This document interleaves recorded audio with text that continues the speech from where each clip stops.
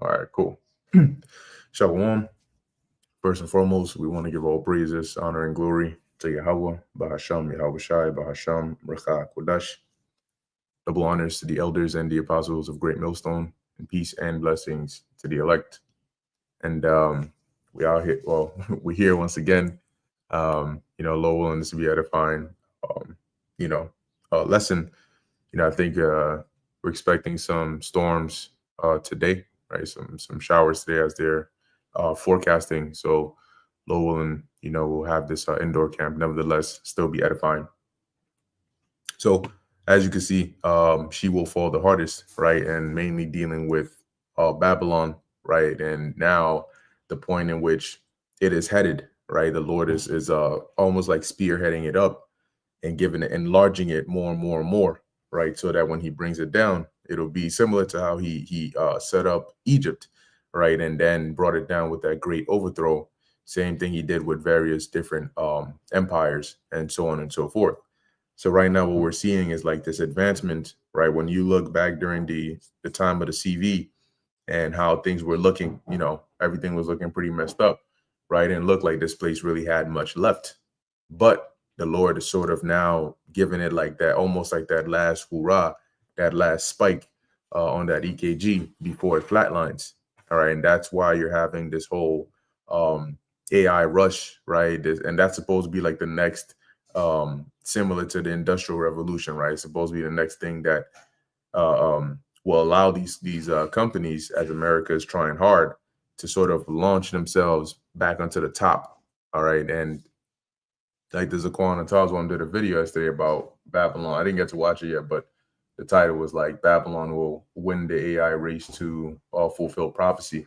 Right. So something along those lines. Right. So in order for this woman to be the one sitting upon that beast, right, and basically controlling it, she has to be in a prominent role, especially when it comes to this MOTB, right? It's the MOTB of the beast, right? And so that's what we're seeing now, and the Lord is setting that all up nicely so he can bring this place down with that great overthrow. But yeah, if Bru's got anything, you can go ahead and get into it. Yeah, I got a quick piece of just to kick it rolling. All right, it's the book of Romans, chapter 9, verse 17. It says, "For the scripture saith unto Pharaoh, even for this same purpose have I raised thee up, that I might shew my power in thee, and that my name might be declared throughout all the earth." All right, so what the Lord did to ancient Egypt, we still talk about that till today, right? That the God of the Hebrews, look what he did to the enemies and the oppressors of his children, the Hebrews. And here it is, we're back here again in modern day Egypt, which is America, Babylon the Great. Okay, and we're pretty much going through the same thing. All right, Egypt 2.0, as is written, spiritual Sodom in Egypt. Okay, so the Lord is lifting up America, like you mentioned, the video that the Zaquan did. All right, that America is going to win this so-called AI arms race. All right, because they will be the ones to lead the coming new so-called new world order. Okay, so all these different companies, technocrat companies, are coming over here and setting up their whole technocratic system to enable the beast system to actually become full effect. Okay, look at companies like Palantir. All right, Peter Thiel, he just got attacked by Trump to basically be the one to be in charge of data collection and data mining and so on and so forth. Basically, control, all right, of America's population and pretty much around the world. All right, they do that already, but now it's more being tied not just by a private company, but now it's being shifted into the government. So you're going to see a lot of things like this, all right, and it's all leading into what the beginning of basically the setting up of that beast system. Okay, the Lord is doing all this so what he can destroy it, all right, and then he can get all that glory, all right, when his son comes back down, who's Yahushua. Okay, but this is the steps that we're leading to. You got it, bro.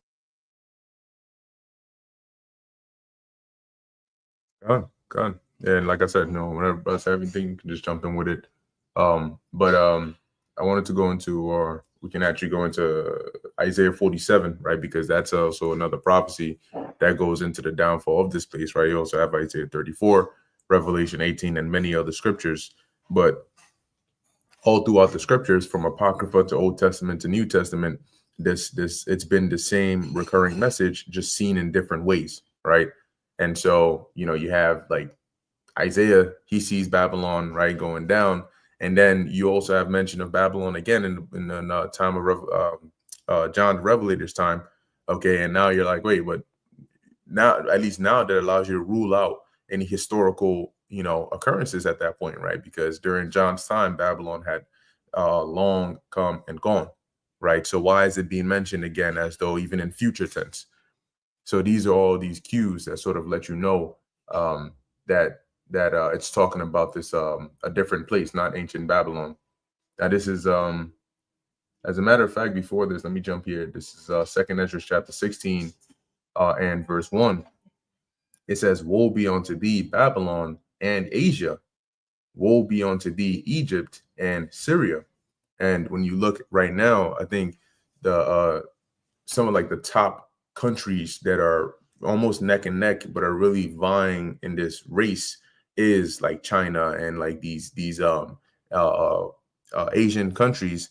And you also have Babylon as well, because you have like the whole Silicon Valley, right there. Those big tech companies that are worldwide, a lot of them are, if not all, stationed in the US. But now you have these other countries that are now also showing forth that, hey, you're not the only ones with this technology, right? And we can all almost like take what you've done and do it better, right? When China released that DeepSeek, they basically show the world that, hey, we don't need to spend billions of dollars on this. We can, get something close to, if not just as intelligent or just as efficient, by using smarter means, and just building off of what you've already, done for us, right? So there's this back and forth, and it's to push, right? It's to further that race, right? So rather than people's minds being on, damn, aren't we moving a little too fast towards this? It's the same approach they took with the Vanessa, right? They just warped, like Trump said, right? They warp sped it. But at that time, people were more, cautious, like, yo, you guys are moving way too fast. Here, because they have that catalyst of, well, we don't want to be the last ones behind, right? We don't want potential foes or adversaries having a more advanced version of this than us, right? We want to be the ones dominating this. So regardless of how unprecedented or dangerous, or whatever it may seem, we need to be the ones driving and dominating this field. And that allows people to say, oh, well, if that's the case, even if it's unprecedented, I'd rather we get there first than China. So you know what? Let's go ahead and do it.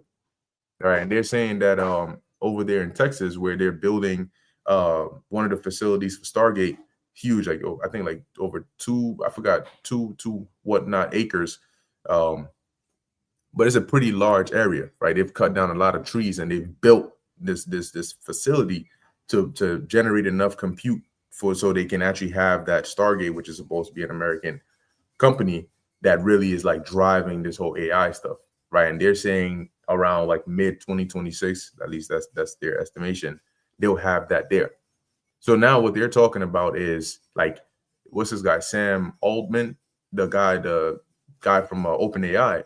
He's out here giving talks, telling people already that, hey, if you're in school or you're seeing all this right now, like forget about all the traditional things that you're doing, right? Start learning how to use these AI tools, start getting comfortable, prompting and a chat bot, right? Or using an AI agent to like send emails or check your calendar and all of that, because that's where it's going to basically lead to. And then he mentioned like, it isn't going to be until in a few months or so, you're walking down the street and there's a robot that's walking past you that looks like a human being on some ex machina stuff, that it dawns on people like, oh shoot, like we're actually in this time, he said that, right? He said it's going to be like a shock to people at first, like what the hell is going on? I think Amazon said now they're going to be having robots deliver packages. So they got driverless cars. Imagine a driverless Amazon Prime van pulls up to your crib and like 3 robots get out that joint. And when they're carrying like this big, if you order like a bed, 2 of them carrying this heavy set, box in front to your front door, putting it right there, and then walking back into the van. Like that's pretty much the point where they're trying to get to with these companies like Nvidia and so on and so forth. Hey, you notice how they're bringing it in? They're bringing it in very deceptively, and that's exactly what the prophecy says, that it deceived them that took the MOTB. Because all this, like Sam Altman, everything that they're saying is not really going to benefit humanity like they're pitching it, right? It's like somebody who has, they have it's like a dentist who's recommending a certain specific toothpaste. Like, why would you listen to a dentist to recommend you a toothpaste? Because if he gives you some shit that's going to work and heal your tooth, he runs out of business. It's like going to a hospital or going to a doctor and expecting them to actually heal you. They'll go out of business. The pharmaceutical companies will go out of business. So they're not going to give you anything that's going to be beneficial to you, but they'll advertise it to you to induce you, entice you into coming in to get it. Okay? That's how it starts. So with all these services that people use, like DoorDash and Amazon Prime and all these different things that people seem to have as beneficial, because now that's just the life that we're living in now, rather than go to an Amazon store, which really doesn't exist, right? You just order and then they'll bring it to you, because Amazon has warehouses. They don't really have commercial stores. Like, you could even order a vehicle from Amazon now. I saw yesterday, like, they got Hyundais and all that shit on there. I'm like, oh shit, you could order a car now? That's crazy, but that's the convenience aspect. So think about that. And then think about very soon, when people are so reliant on this type of system, when they bring in these AI robots and stuff, it's not going to be a problem, because it's here to serve you. Like you said, imagine yourself seeing a FedEx guy drop off a package. It's a damn robot that hops out of the car. You actually see, the Optimus robots, like, they actually look like robots. And then once people get used to that, you start seeing them take more of a humanoid form, because they have to slowly bring you into that. It's going to happen quick, but you couldn't be kind of like, oh, this is like, you're used to seeing regular robots. So now when you see human looking like robots, it's not really that big of a deal. So Ex Machina is not going to be a big deal. The robots that they had I think last year or the year before, out in SoFi Stadium, where they had them, they had human-like faces, but their back of their head looked like some robot shit, like the round little thing in the back of their head. And I think it was in a movie. It was based on a movie, right? So they're already showing you that. The people are sitting around like, these are fucking robots, but now you have people saying, is it humans who are wearing robot costume, or is it robots actually acting like humans? So once you have that dilemma, it's already over with. And you include how advanced AI is at this point, bro, what do we got going on? This is what the deception is all about. It says, that's why How Shai said, if it were possible, they would have deceived the very elect, but it is not possible, man. You know what I'm saying? They're saying that they're using AI now to do pastor sermons and shit. So your favorite pastor is now being AI is being basically imposing as your pastor and saying all kinds of different wayward shit. And people are like, wait, tell me, is this pastor on his drugs today, or what's going on? But that's not even him, But these are all part of the deception. It's going to get a lot of people, man. But you got it, bro. I had a precept. Proverbs 12:26. It says, the righteous is more excellent than his neighbor, but the way of the wicked seduceth them.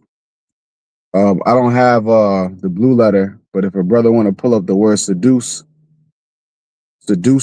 right? Because just as the brothers have been going into, and as the Spirit's been upon all of the apostle elders, all the way down unto us brothers, to speak on these things, this is what's happening. And the thing about Esau is that it's like a destiny thing. Like, the way he's talking about it is like it's inevitable, because it is. I mean, the things that he's talking about with AI, the robots, the thing is that Esau acts as though humanity just has to accept, like Sam Altman, he goes up there and says, yeah, well, they're going to have robots, they're going to have this and that. And the truth is, you're not going to have a choice. But the thing about Esau is he's such a devil, he's going to make it look like, well, this is all going to be for everybody's betterment. Yeah, I can't really see that. If a brother can read it. Yeah, I got you. Yep. It says here, for seduceth, definitions are to err, to wander, go astray, stagger, to err, to wander about physically, of intoxication, of sin ethically, wandering of the mind. Intoxicated off Babylon juice. See, off this man's philosophy. And a huge part of this man's philosophy is his technology. I mean, even look at the ancient Roman Empire. The reason why they were able to get so far, because they were able to, the way that they were able to advance, you know, forging weapons, you know, especially dealing with iron. That was something that made them go leaps and bounds above the nations around them. And now, you know, in this modern era, you have the technology, you have the AI, you have robots, you have everything is going to be controlled by this. And it's a finality to how Esau talks about it. Well, you know, this is just how it's going to go. And, you know, you're going to wake up and you're going to see this. And, you know, he has a complete disregard for it. Well, what if you don't want to deal with robots? What if humanity doesn't want to go in this direction? Well, he doesn't give a fuck. You know, he's going to push it that way anyways, you know, because this man is the devil. All right. And ultimately, he's fulfilling his lot as the devil, as the deceiver, as the one who is going to deceive them into getting that implantable, right? So that's what this all leads to. All roads, what do they say? All roads lead to Rome. Well, here we are in Rome again. All right, this is spiritually Rome, and all roads lead to the MOTB. So they're setting all this up to seduce you, to deceive you, so that over time, you know, it might take a year, it might take, you know, 6 months to a year. It could be, you know, 2026. We're going to keep watching it. But getting the people's minds, breaking them down, you know, breaking them down little by little, to where they're at the point where they're so broken. Because imagine all of these jobs that's lost, man. You're going to have so much job loss, and people are going to riot, man. They're already over there rioting over ICE, man, in LA. But people are not going to be able to, they're not going to be able to digest, you know, what's happening. And that's what they're going to come with, as we know, we've been saying it, UBI, okay? Universal basic income. And what's that going to be tied to? You know, we already know, all right? You know, the play it's a very straightforward, and it's been made plain, but people will still scoff and say that, you know, it ain't this, it ain't that. But you can see the vision is coming to life, man. The vision is really playing out just as the Lord prescribed in the Holy Bible. All right. But the righteous, the elect is not gonna be falling for this deception. You got it. You got it, Akim.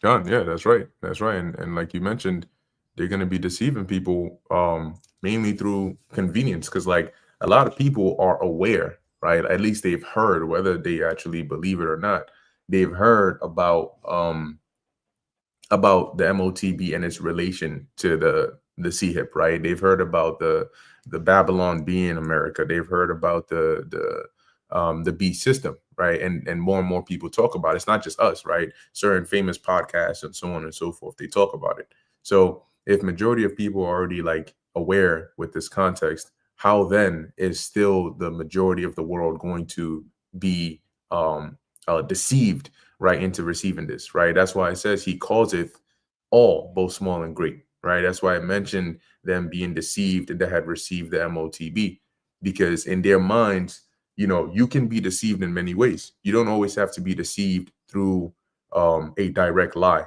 right? Like they don't need to come and tell you that, hey, the MOTB, you know, the CHIP, it's not really what they're saying, you know, you can just go ahead and take it. They can come and say, hey, you can believe whatever you want to believe, but this is going to make your life much easier, right? This is the new wave. This is basically how you need to live and think from now on if you want to be able to, you know, to function in society today.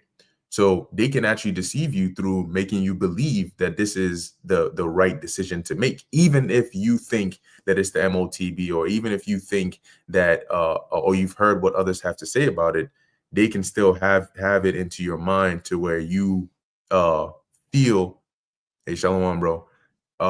You feel and think that, hey, this is actually an okay thing to do, right? And that's a part of that ability that Esau has. That's why he was referred to as that old serpent, right? Being a subtle or subtle man, because he lowers your mental defenses. That's why if you ever look at a product, even some of the most dangerous products that they put out there, whether it's McDonald's or Sprite, right, or these foods that are quite literally poison, right? They used to use Coca-Cola was really used to clean toilets, right? Now, why would they use Coca-Cola to clean toilets? Like, what's in toilets that they need to clean? The stains, right? The bacteria and all of that. If Coca-Cola was that strong that it's used to do that, why are they promoting on the TV, and then the commercials, like a nice, sweet beverage that you can drink when you're thirsty? So Esau will never come to you and promote even something that'll kill you as something bad.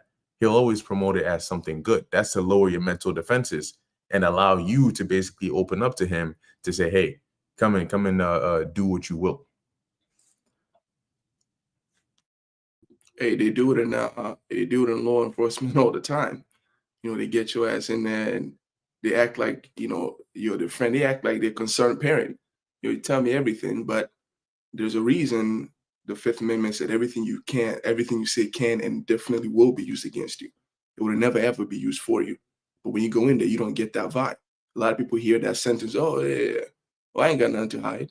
But like the brother's saying, they're very good at presenting something malicious as something lustful, and then, oh my God, I got to get in on this. And then before you know it, your ass is dead. But I was also listening to brothers when brothers are talking about this AI race, and it sounds just like the nuclear arms race that they used to have with Soviet Union, and the whole point that the connection that I want to make is that they get carried away with this knowledge, or let's advance, let's get one up on another person, and before they know it, they have something that can literally destroy all human race. That's why they're sitting over there. They're sitting on top of tons, right, of weapons that can wipe out all human beings, and they don't know what the hell to do with it. Everybody's afraid because they didn't have the goddamn sense of, we're making something that can nuke an entire. Why are we going ahead and making more? Matter of fact, why are we making it better? We should just stop it. But they don't. They don't consider the latter end, like the scripture says, and they keep going ahead and ahead, and eventually, that's why. This place is meant for destruction, because everything they do is destructive. They are not capable, and when they accomplish the dumb shit that can destroy their life, they don't even go back to rectify that mistake, right? Because that's why you have these treaties in place, and the treaty is never to destroy. Let's not destroy, but let's just stop production. But the problem is still there, So that's the connection, and this whole thing with the AI race. The scripture talks about the day of the Lord. It shall come upon everyone, man, woman, old, children. And so what's the one thing that ain't going to discriminate? What's the one thing that has no heart? AI, one day you come in and robot breaks in your door. Oh, I got a baby. You and that baby and under arrest. And now what? You sitting over here looking at AI like it's just to send emails. Well, this man has, he has different intentions. And a lot of people, he's very good at hiding his intentions until it's too late. A lot of times when people find out what their plan is, it's too late. There's no revolution. There is no nothing. They've already got a grip, that noose around your neck, and there's pretty much nothing you can do. But there are remnants. There's a small remnant who are always circumspect. We're always looking and we're connecting the dots. And that's why we've found this attitude is what has led us to find a way, which is through Yahweh Shem Yahshai. Whereas these people in the world out here, since they don't have the light in them, they're looking to escape through different means, and eventually their ass gonna get caught in it also. That's all I wanted to say on that. Hey, you set me up perfect for this one, bro. This is the book of Job, chapter 13 and verse 4. It says, "But ye are forgers of lies. Ye are all physicians of no value," right? But we're going to focus on this very point here, forgers of lies, right? When you forge something, that means you fake it, right? You have doctors. The word doctor means to falsify, right? And Esau's whole idea and agenda is all about deception. How can I openly say something, but behind closed doors is completely different from what I'm actually doing, right? And they've mastered the art of double speak and so on and so forth, right? Now I have a quick example here. This is from, a lot of stuff that I might bring out because it's all AI and it's going to be focused on Palantir. All right. And Lord willing, I did a lesson already, but I'll go in depth into what they're really about. Again, what they say and what they really are two different things. All right.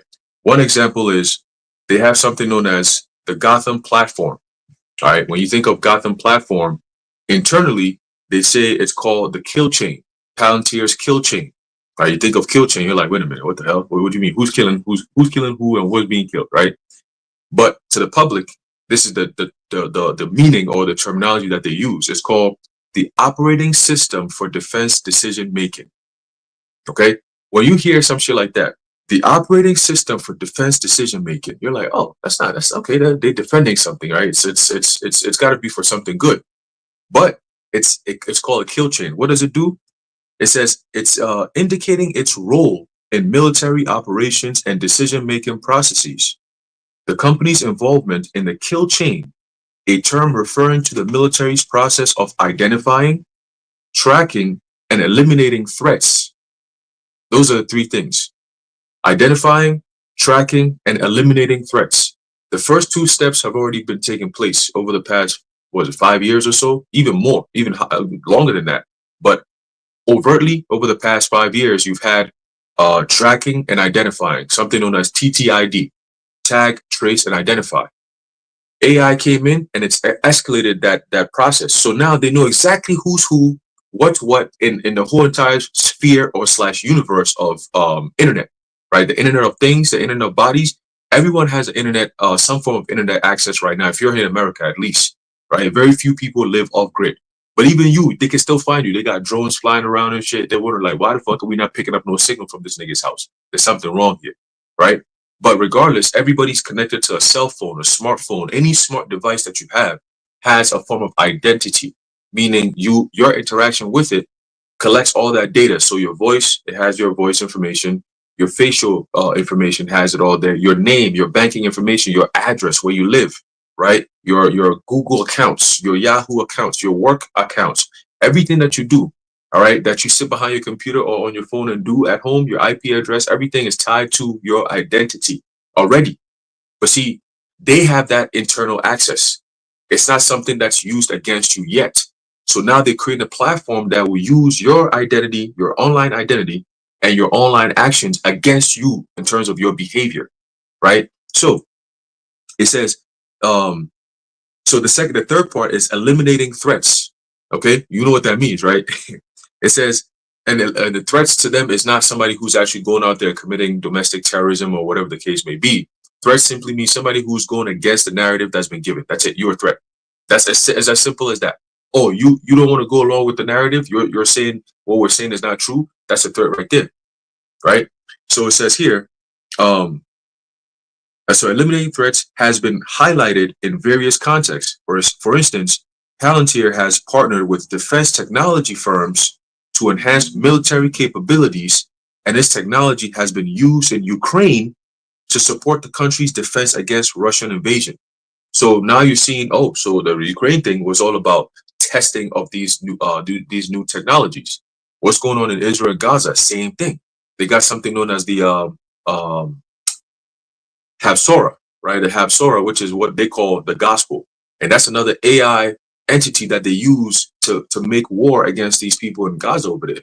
All right. They literally say, oh, we're fighting against Hamas, but you're not really doing that. When Hamas is coming out here saying, which is crazy in and of itself, a terrorist group gets to sit down with CNN and have a full-blown conversation about deals that they want to make. Like, oh, well, we got hostages. So if they start making the deals, then we could really release them hostages and get the fuck out of here. But people actually believe this shit, right? They believe this. Like, niggas is coming up and CNN could have access to the top niggas from Hamas and niggas that's so-called terrorists, and they could sit down and have a full-blown conversation and negotiate. You negotiating? How? You know what I'm saying? This shit is all stupid, you know? But people believe this stuff, and that's all they need. Make some shit up, keep it going with the media, and then we're justified when we come down with the hammer, right? So it says here, its technology has been used in Ukraine to support the country's defense against Russian invasion. Whenever they say defense, it means offense. All right, always remember that. Esau is always opposite. Okay, It says Palantir's technology is seen as foundational. Why is Trump tapping this nigga now? If this is what Palantir is all about, why is Trump saying we need you in the homeland? And then a couple of months ago, Trump was telling the president of, was it El Salvador, that yeah, the domestic ones, they're next. We're done once we're done with the illegal, so-called illegal immigrants, which is mostly Northern Kingdom, but they're pitching it like, oh, these are gang members, these are criminals. We can't have them here. But that's just to support you. I mean, that's for you to support it. And once they're done with that, they're going to shift to the next phase, which is internal people who go against Trump's bullshit that you're doing, right? So it says here, this is crazy. It says Palantir's technology is seen as foundational for integrating diverse data sources to create a lethal kill chain. Lethal. Second Ezra says what? They shall be like madmen sparing none, right? It says lethal kill chain that enhances military effectiveness.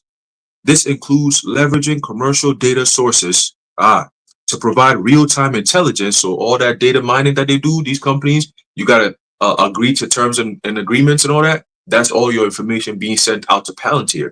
And they work with the FBI, the CIA, the NSA, the defense agencies, DOD, DHS, all of them.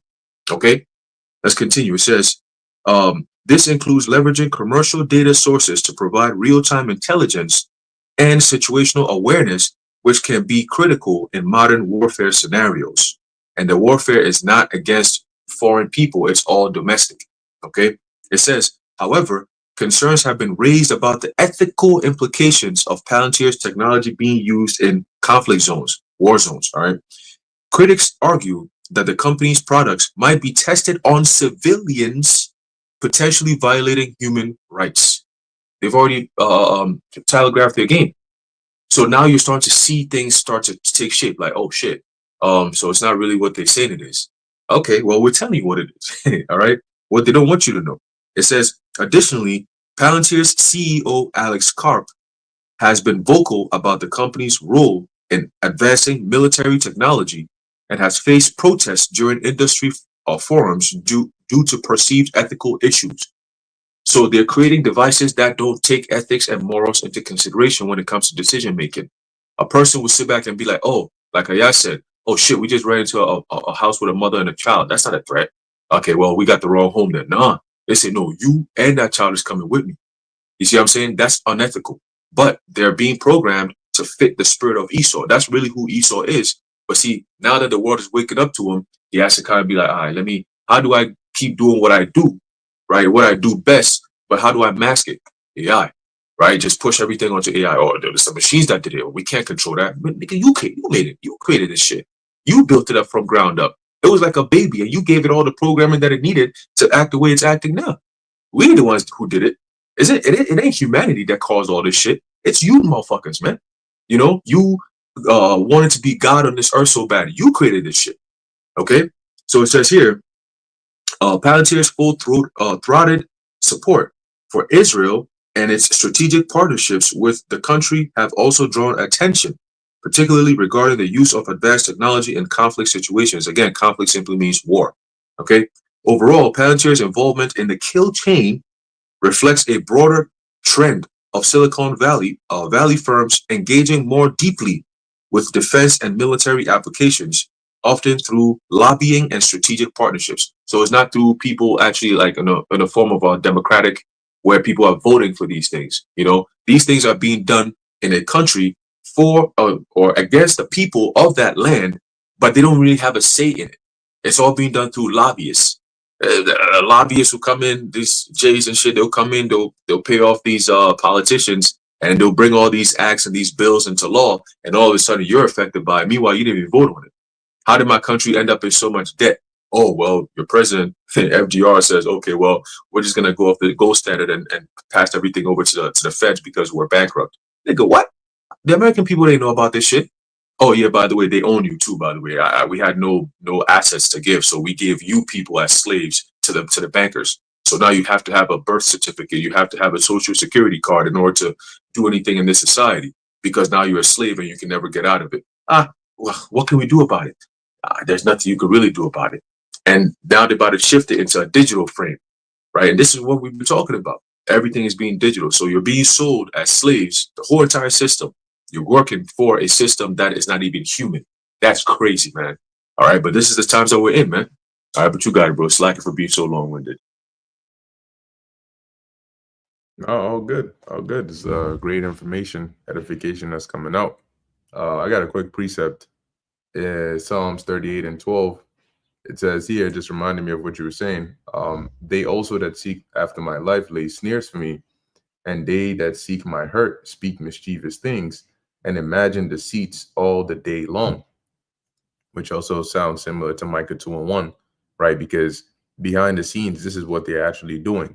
And the crazy part about it is like, it's almost like that image where you see an iceberg, right? And from the top, the surface level, it doesn't look that big, but when you look under the water, it's like a huge ass iceberg right there. And that's pretty much what it is. The little information that leaks out, the little information that whistleblowers give, it doesn't really even do it justice as to what they actually have and what they actually are doing. Like you would be shocked the kind of hidden information you would find out now from freaking 1930s or 1950s or 1960s, right? You're like, what the hell? Like, yo, what, they had this shit back then. They were doing this back then. Like, what? How much more for now? Like, they're like two timelines that you can look at. There's the public timeline, and then there's like the behind the scenes timeline, right? And the public timeline, you'll see like, oh, when the first iPhone came out. Oh, then they put the iPad. Oh, then it became, this, then the MacBook, then the MacBook Pro. Behind the scenes is like by the time the first freaking iPad came out, they were already on freaking like flying car technology, cloaking technology, right? When you play these games or you watch these movies and they're able to like tap this, like what's that? Black Ops 3 had it, and also Advanced Warfare, right? They show you like the exoskeletons and the suits and stuff like that. They had that already. All right. They didn't just, it's not the creator of that game or the director of the movie was not the first person to have that idea he put in his movie. This thing already exists. So there's two timelines. And when we get to the point where they converge, where people get a peek into the military timeline, that's when they're really going to start bugging out and tweaking. And the point in which they're ultimately going to bring all that out is when they see the perceived threat, right, of Yahushai's return, because that's when they're going to bring out everything they got. That's the we're afraid and yet durst fight, because they bring out this, it instantly gets destroyed, right? And then something that would easily dominate the world scale today, angels completely demolish it. And that's going to cause that fear inside of them, But in terms of the people, you're completely cooked. There's absolutely no way that you stand a chance against the technology that these devils have, and they're getting ready to use on you. And that's why the scriptures say it's going to be a time like never before, and we're going to need the Spirit of the Lord to defend us in this time, because there's no way, technology-wise, that we even stand a chance. But the legislations they've passed to make that technology okay to use on the people, there's no way that you're even going to get around that. You're going to be in situations that are going to feel very illegal, and yet it's posted on the news as though it's a legal and normal thing because of how they're spinning it. And if you've watched like even that TV show, The Boys, they show you how things really work behind the scenes. There's always, it's always two worlds, right? There's what people see, the perception, and then there's the dude freaking banging octopuses and shit behind the scenes, and nobody really knows like, oh, this is the shit he's really into, right? So they always got that going, and it's the same thing in real life. And this whole AI stuff is them slowly trying to like seep in the things they got hidden in the scenes. And you know why? They're not doing that because they want you to have access to a nice, convenient robot that can take your groceries inside for you. No, they need to do that so it can make way for them to make more advancements on what they need to do, right? When they get to the point where they want to start touching the two timelines together, they need to now condition the minds of the people to be okay so they can open their door and look into your room. Say, what you got over there? Oh, I heard you got some bugs. Let me bring the exterminator. That's basically the route they're trying to go with, so they can cause all to receive that, right? Their main motive is problem, reaction, solution. If the solution is AI, what's the problem? Right? If the solution is freaking robots that are going to take away your jobs, that's a pretty drastic solution. So what's the problem exactly we're trying to solve here? And they're going to use that where you get your convenience, right? Convenience in many ways, shape, or form. It's a problem when you lose your job, but it's not really that big of a problem if now you have a universal basic income. Wait, I can get paid to not work? I just sit here and get paid. It's like collecting unemployment without feeling guilty about it. And I don't got to do those labor somewhere. So I don't got to work in a warehouse and risk getting freaking thrown into a machine that can grind me in like a couple of seconds. I don't got to wake up and freaking take the train in this cold weather. I get paid and robots do that, and I enjoy the benefits of that. So why wouldn't I like that life? So that's like the direction that they're going. That's that deception, that they use to grab people, as we just read here in Psalms 38, those snares. But yeah, you got it. Shalom, I don't know if you had something to say. You've been looking real interested in here. Yeah, before I get freaking interrupted again, Salakia, but a lot of things that you brothers were saying is essentially what I mentioned and talk about. So I'm just going to reiterate something that I did a lesson on, I believe, earlier this week. And essentially, I believe it was you, Bakwar, that talked about, mentioned Genesis 3rd chapter with the serpent to Eve. And essentially, when you listen to all this AI stuff and with the robots, he's doing the same thing that he did with Eve, which is just like how he deceived her and made her think that there was a different way. He's altering life, because very soon the question is going to be is what? Well, now what is life, right? What is AI? Is it now living? Is this an actual thing now? Because people are going to start thinking that what? This is actually living. It's actually breathing. It's moving. He's going to start changing what it means to be human. The same thing like what he did with sex, right? What does it mean to be a man? Oh, well, a man isn't just a man anymore. A man can now change into a woman and vice versa. So what? They changed what it meant to be a man or a woman, right? That's why you had that skunt. I'm gonna keep it PG for the children, like Aharon says. But that skunt, Matt Walsh, was going into. He had his documentary, "What Is a Woman?" Right? So there had to be a question of like, what is a woman? So now very soon it's gonna be, what is a human? Is a human, just an organic being, or is a human, one with cybernetics to it, augmentation to it? So he's altering the way of life that the Heavenly Father intended. It's nothing different than it's just, I don't want to say completely, but it's nothing different than the lie he gave to Eve, which is what? Oh, thou shalt not surely die. Oh, don't you know that there's another way? Oh yeah.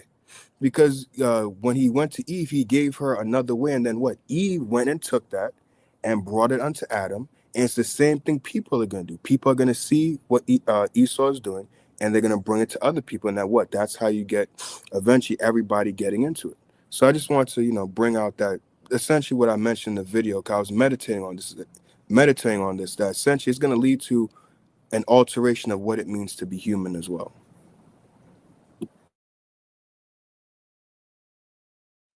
Gone.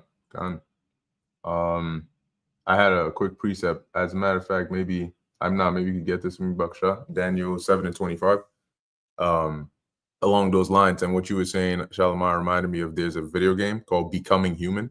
I haven't played it, but like you can see on the cover, it looks like is a Detroit Becoming Human, I think is the name of it. But it looks like a android, right? That's like sort of like moving among society. I don't like know the details of it, if it's like transhumanism or if it's like robots that are just like becoming more and more real. But from the title, right, you get that sense of it, and that seems to be their goal, right? Like if you look at what they're doing, their goal seems to be making when they take an AI model and they say now we want to give it the steps of reasoning, right? We want to give it the steps of thinking, like perceived intelligence. There was a book, I forgot who wrote it, but basically the guy was saying that there's two types of like thought processes that we have. There's like the first kind, which is somebody asks you what's 2 + 2. You don't think about that. It just comes out of your head. You already know it. It's 4, right? But then somebody asks you what's like 17 divided by 24. You're gonna stop to actually think about that and do some math real quick and then give a response. So there's like those two types right there. And they were saying that like the beginning stages of AI was just that first type, right? You ask it a question based on what it has, it just tells you its answer. Now they're trying to get it to, if they don't already have it, to the point where Khan, one's human, the water. now they're trying to get you to the point where the AI reasons like a human being would. If I asked you off the top, yo, was 100 divided by 87, you're gonna be like, hold on one second, let me do the quick maths.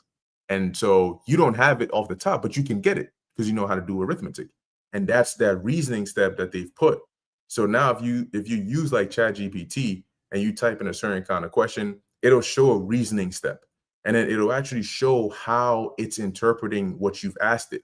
So it'll say like the user wants me to boom, boom, boom, boom, boom. Okay, then breaking down the problem. Okay, what do I have to do first? And then it'll spit out some like output to you. So their whole goal is to try and make this artificial intelligence, which is just a robot. It's really just a program. It's AI is not even physical. It's just a program, computer codes, mathematical algorithms put together in functions, and then they train it on like a lot of information. They're trying to make it as real as possible, but to us, artificial intelligence will never feel emotions, but you might think that it would because it gets so good. And how do they achieve that? Once again, through deception. The goal of a robot is not to actually cry when it's sad because it can't get sad. It's to make you think that it's sad because of the facial expressions, right? Because of how it behaves. That's deception. And once they master that high level of deception, you can now think that some inanimate object is now real. And this is what this guy, what's his name? Noah Yuval Harari, that's what he was touting. You know, we can create the inorganic. The Most High was able to create the organic, but we can create the inorganic. Now you're starting to see, how are you really going to go in that direction? Well, that's where you have your AI. But yeah, before you get that precept, I'm not. Shalimar, you look like you had a breakthrough moment. So I don't know if you remember something or if you had something.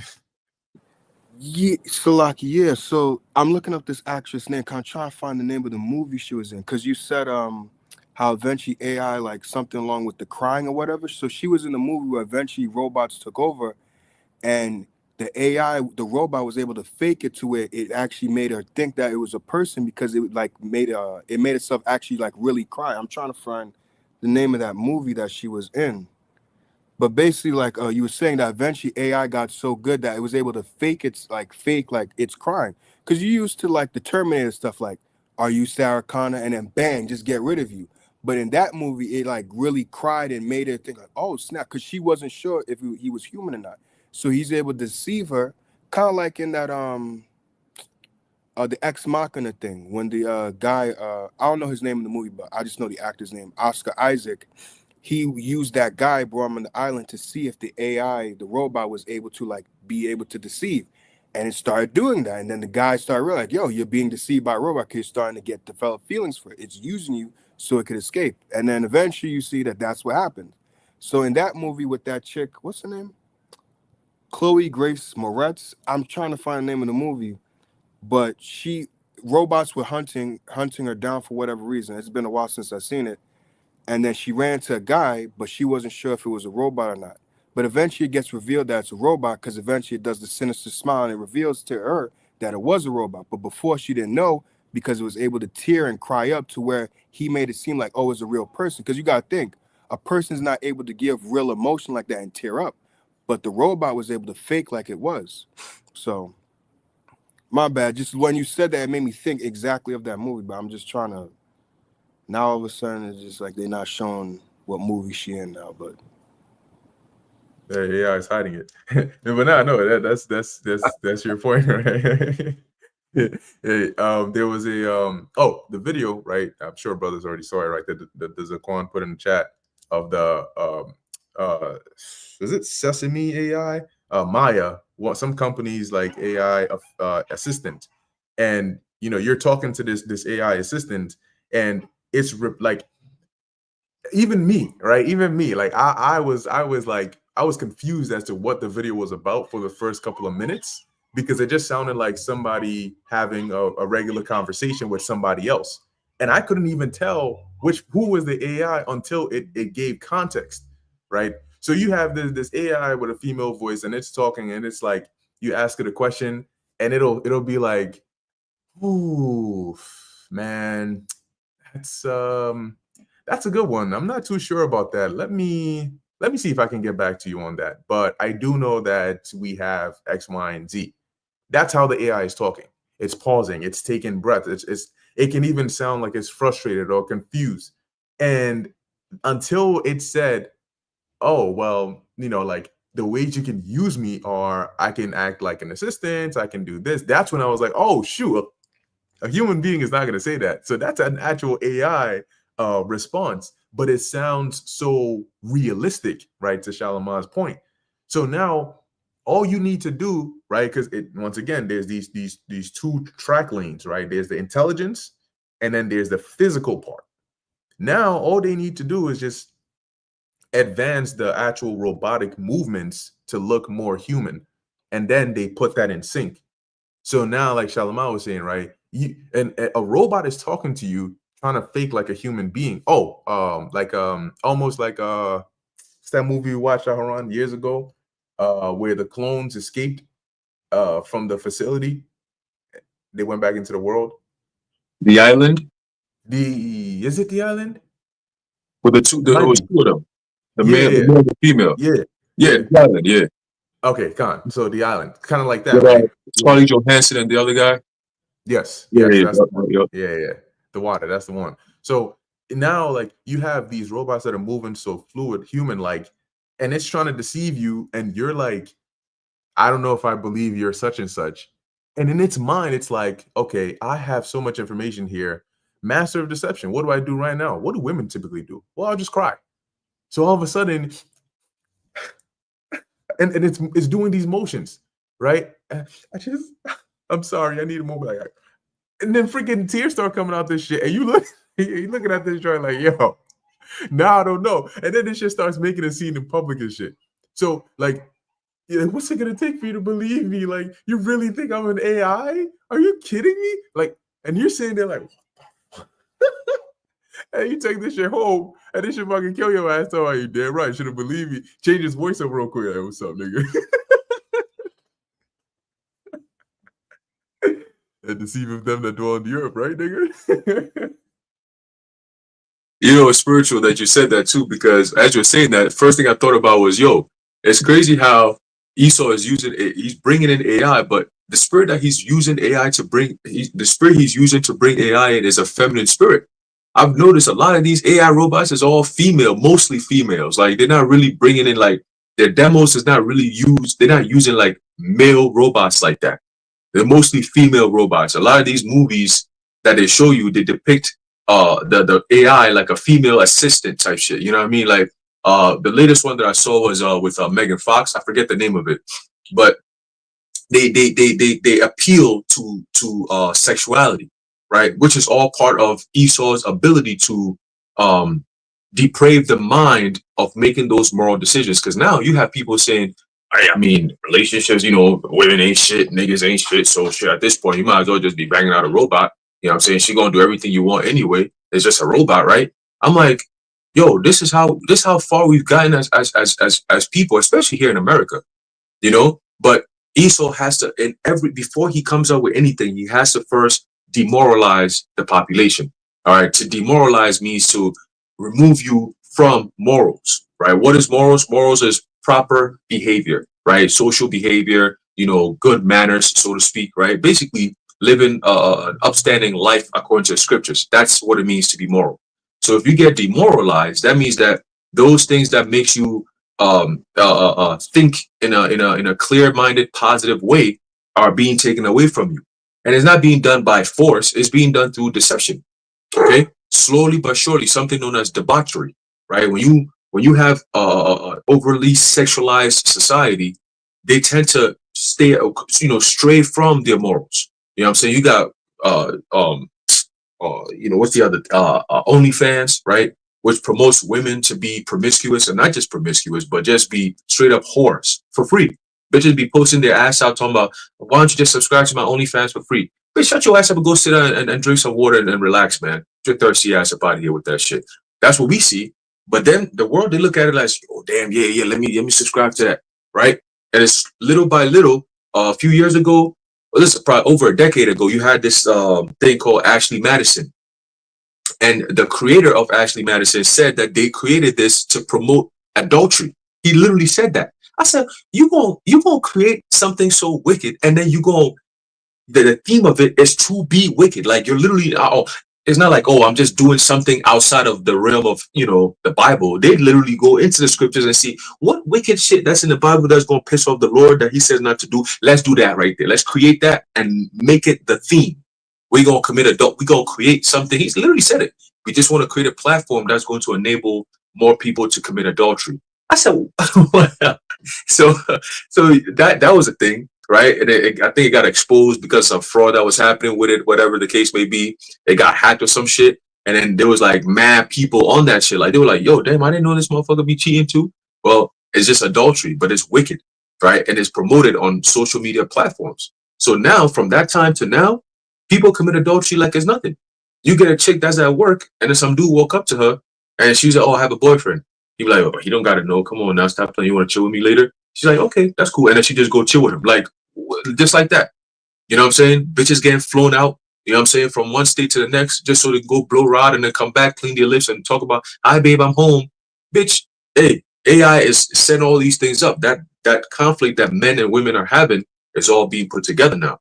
So men are they're easily going to be jumping on the AI bandwagon just they can have a stable AI robot at home.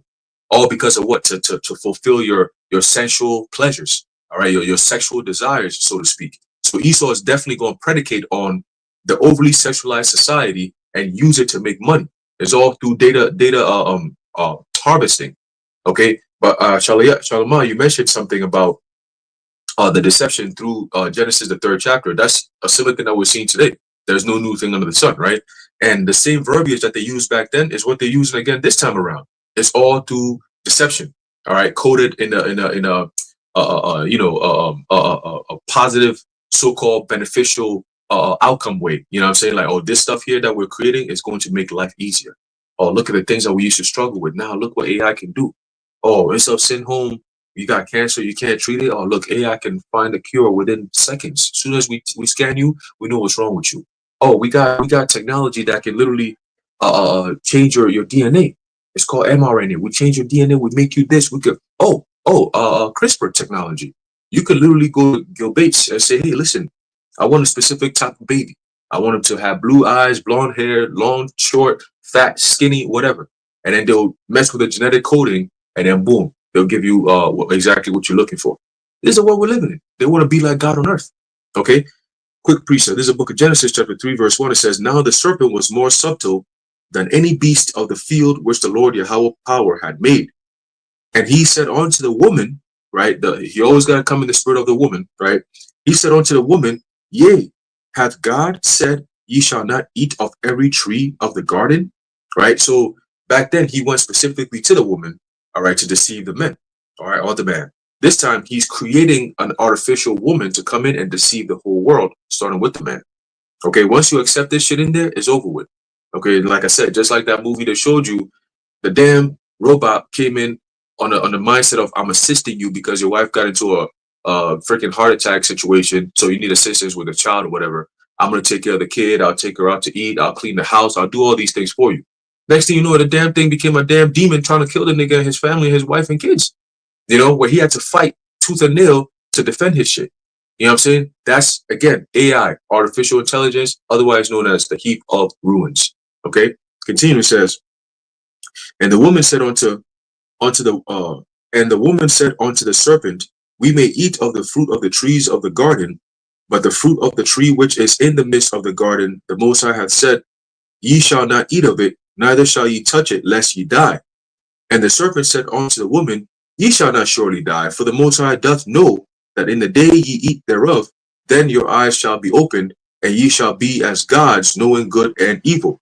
So if you put that AI incorporated into your system, into your body, ultimately taking that him, they're promoting it like you're going to be like a god.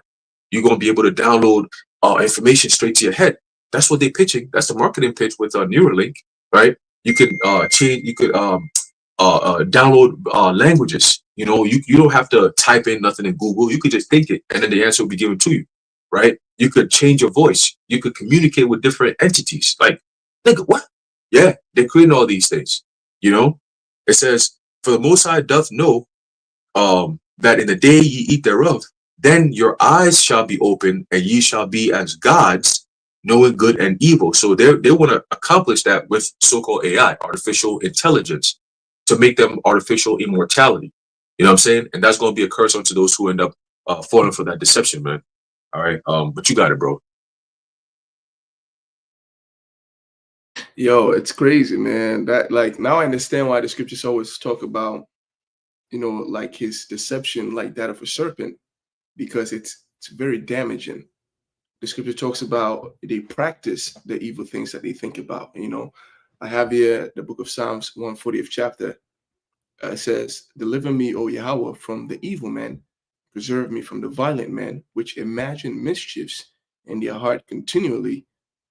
In their heart, and continually are they gathered together for war. They have sharpened their tongues like a serpent, and adder's poison is under their lips." Right?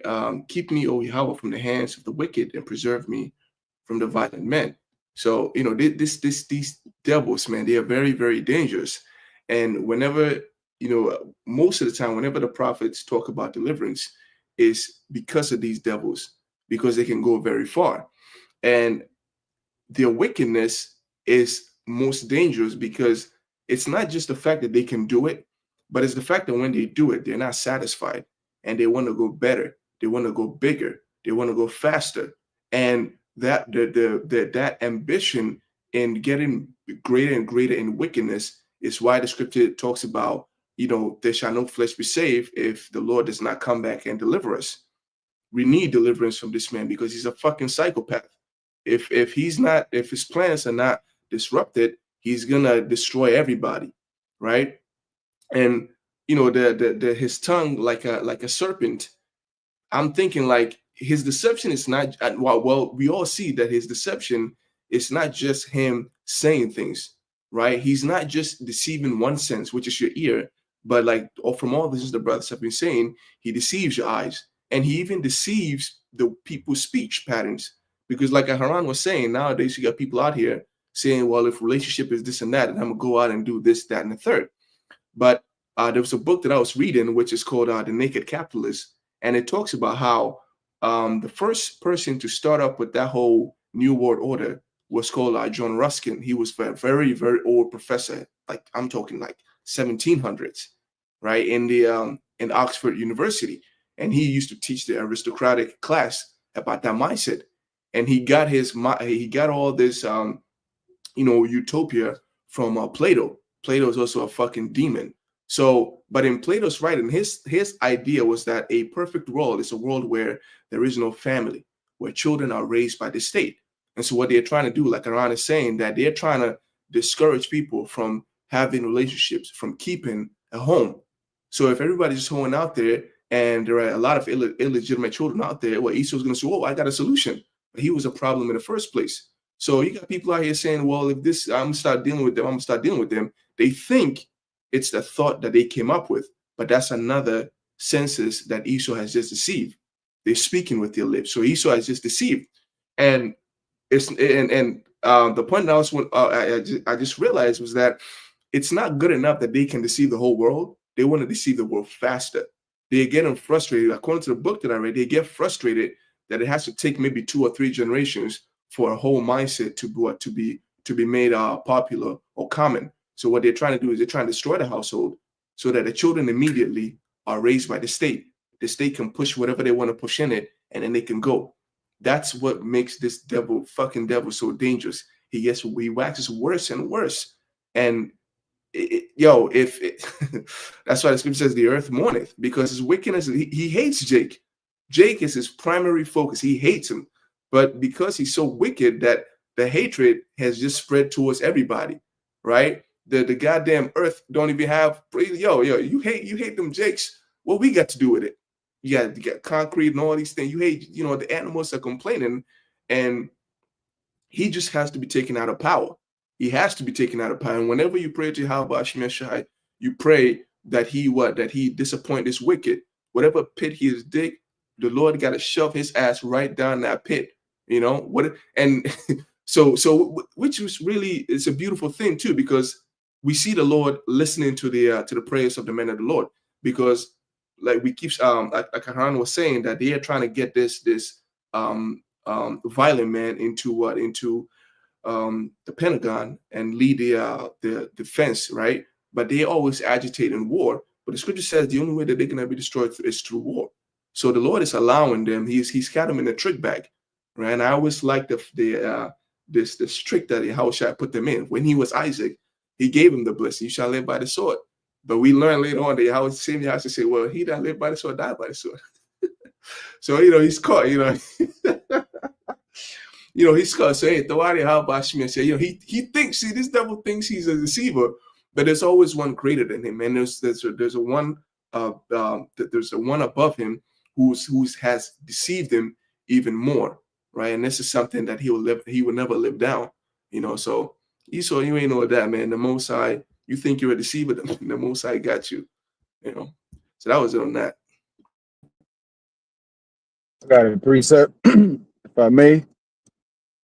This is Isaiah 32:5. And it reads, "The vile person shall be no more called liberal, nor the churl said to be bountiful." Now, when you go into the word liberal, in the biblical sense, liberal is supposed to be a good thing. Liberal, and I think in Proverbs 12, it mentions the liberal soul shall be made fat. Basically, liberal is dealing with somebody that's noble, somebody that would give, to the poor and do things, do a righteous person, basically. But this man, in the modern sense, when you think of liberal, what is it associated with? Being a TG, being way out, a weirdo, pink and bright neon blue hair, pronouns, things of that nature. That's what being a liberal is associated with. So he put that title of liberal because, they use word sorcery, these devils. So they'll use a word that has actually a good connotation, and then they'll put it on themselves, just like how they call themselves white. White in the scriptures means pure. But this man is not pure. He's the opposite of pure. He's filthy. He's vile. He's detestable, right? So again, I'll read it again. "The vile person shall be no more called liberal." So now he's not being looked at as a hero, as this courageous man. He's being exposed for his wicked deeds, starting with the small hats, man. And the small hats, we'll have all the information coming out about how they control this whole society, and they'll say, no, that's a conspiracy. Come on. But literally, we're laying it out like this is the name of the small hat that does this, does that. We're naming names, man. We're naming names and bringing it out through the spirit of Yahweh Hashem Yahushua. And not just us. Mainly it's us, but you have truthers talking about it, other people talking about it. The wretchedness of Esau, man. And this is what they do. This is why in different societies where they've been, they bring the same filth. Sexually explicit content, sex sells, MAPs, minor attracted persons. Look how they try to switch it up. Matter of fact, now, I don't know if brothers saw this, but there was something that came out, and this has been going on for a couple years now. Somewhere, I think it's in Vermont, they had a MAP camp, minor attracted persons camp, where they said that files, you know what I'm saying? They can go to this camp and they can be free because society has persecuted them. Society has persecuted them because they're attracted to little children. And in the description on the website, they said it. They said, be careful when you're hiking because you might something like it, you might trip from seeing a child, a quote unquote sexy child. That's what they put on the website, man. And the police, they said the Vermont police is like, well, we're looking into how to handle and understand the situation. What is there to understand? Burn these niggas.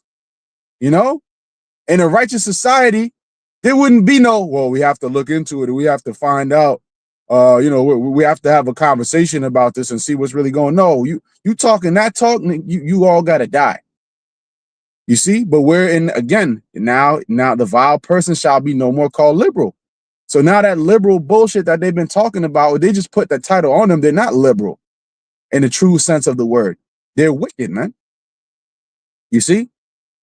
But then because a liberal person in the scriptures is associated with somebody who gives, right? But a lot of times the Democrats, they have the welfare programs. But what comes with those programs? All of the filth and wickedness of their philosophy, man.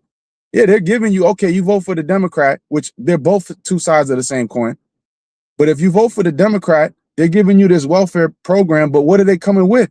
Well, yeah, you also got to be a sodomite. That's cool too. Here's a piece of bread. You know?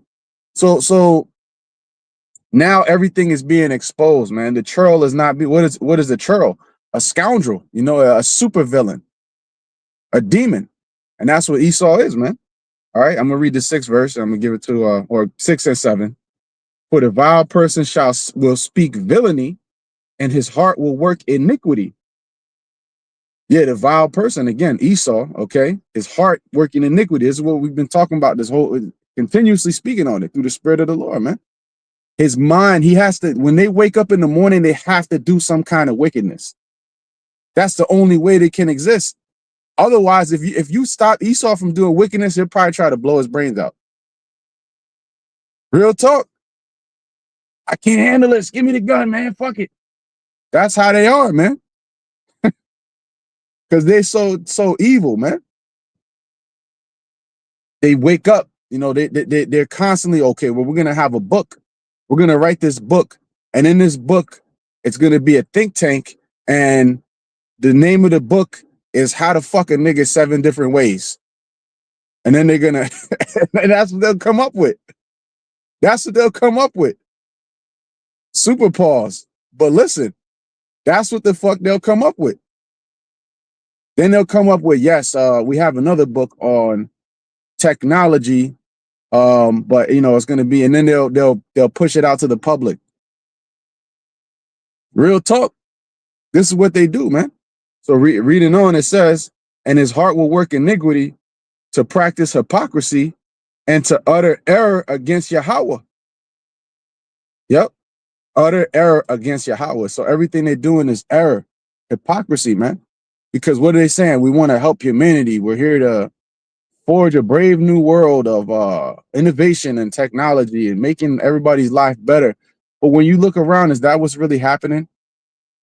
What's happening is parents are killing their children, murder suicides, you know, mass deletions, you know, people going and shooting up schools, you know, men walking around with a piece of string over their loins in public.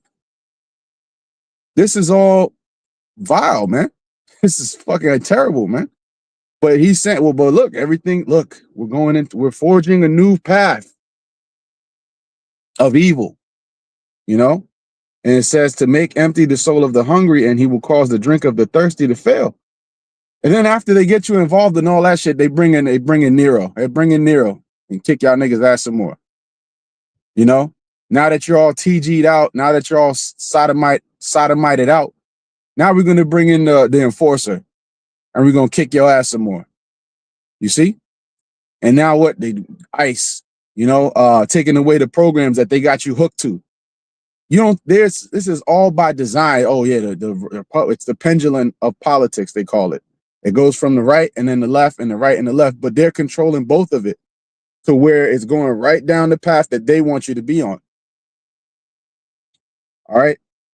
7th verse. The instruments also of the churl are evil. He deviseth wicked devices. See, and that's the main wicked device he coming with, is that MOTB, along with all his other wicked devices, to destroy the poor with lying words, even when the needy speaketh right. Now, who is the needy that's speaking right? The elect, because we don't have anything in this. Lord's will with those men. We don't have anything in this world. We don't have a standing military. We have an armada in the heavens. We have the heavenly hosts, the angels. We don't have guns. You know, we don't have RPGs. We don't have missiles. We don't have tanks. We don't have any of that. So why are we such a threat to this man's system? Because the truth is the threat. And being honest in the sense of the Spirit of the Lord, honest, And being truthful is the rarest thing that you could find on this earth, man. So this truth is dispersing his plan and exposing it, because they deal with brute force, but they also have to get into your mind. They have to get into your mind and get you to agree to this shit. And if your mind is waking up for you lost sheep out there of the house of Israel, all right, then you're not going to fall for the instruments of the churl, man. You're not going to fall for his vile, wicked devices. You're going to be awakened to it, man. You know, the scripture says that those that water, they themselves will be watered in Proverbs. So what are we doing? We're watering you with the knowledge so that you could be, you won't be dying of thirst, man. All right, you'll have an awareness of what's going on. You're not going to be swayed into, oh, Elon said this, Trump said that, this one said this. Oh, what do I do next? If you have the right mindset, you're going to be focused on one thing, which is to receive salvation from Yahweh Ba'ashem Yahushua and serve him. You see, you brothers got it. I think I'm not. You have something? I just Okay, want yeah, to we give precept to back up brothers' points. So this is the book of Psalms 36:3, and it reads, "The words of his mouth are iniquity and deceit. He have left off to be wise and to do good." All right, so everything that they say is crooked and deceitful. Like they don't want to do anything wise or good at all. It's just like Jeremiah. He said, our habitation is in the midst of deception. You know, actually, let me get that precept real quick. Jeremiah 9. All right, this is Jeremiah chapter 9:6, and it reads, "Thine habitation is in the midst of deceit. Through deceit they refuse to know me, saith the Lord." Verse 7, "Therefore, thus saith the Lord of hosts, behold, I will melt them and try them, for how shall I do for the daughter of my people?" Right. So, in all this deceit, they refuse to acknowledge the Lord. So the Lord is going to handle them, rightfully so. That's right. That's right. Beautifully said, man. And like what you were saying, or as Cheryl was saying, you know, they I think it was in Behold a Pale Horse or some other book I was reading, maybe Satan's Angels Exposed, one of those. But it mentions in there that they don't have plans on taking you you far left or far whatever people into their NWO. Like they're not planning to have sodomites as the freaking poster boys in their NWO. They're not planning to have these wild, messed up degenerates, these YNs as they call them, you know, in their NWO. They're planning to actually eliminate the bulk of you, because your job is to get the world to a destroyed state, right? To be nihilist, right? As Albert Pike and Mazzini, their verbiage in there. You are the nihilists that are going to be used to bring on that social cataclysm, but you end there.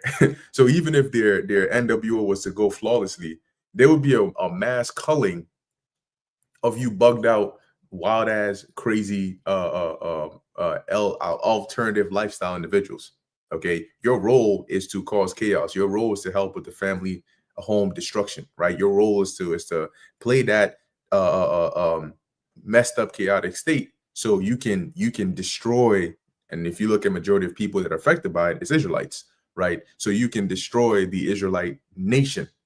That's it. They don't want you in this. Why the hell would they want? They don't want you friggin' hold out Babylonian, Egyptian, ratchet skanks over there in their kingdom. You morbidly obese big backs. What Edomite is trying to deal with your ass over there? They're not bringing you over there. Okay, you're taking the fall right here, and they actually said that. And yet, you know, people don't understand today that you're just being used as a puppet. Like in the movie Planet of the Apes, they had that orange, big freaking, or brown, whatever, big brolic ape that basically turned on the apes, and was helping the Edomites basically capture, you know, Caesar and like the rest of them. And towards his latter end, he realized he was just being used as a puppet. You know, he tried to make amends for it at the end, but you know, really wouldn't be able to come back from that. And the other thing I was going to say was that, like you were saying, Ashiyar, they basically indulge in such wickedness, right? And then they they take the concept just like they've always done in history. And then they experimented on Jake.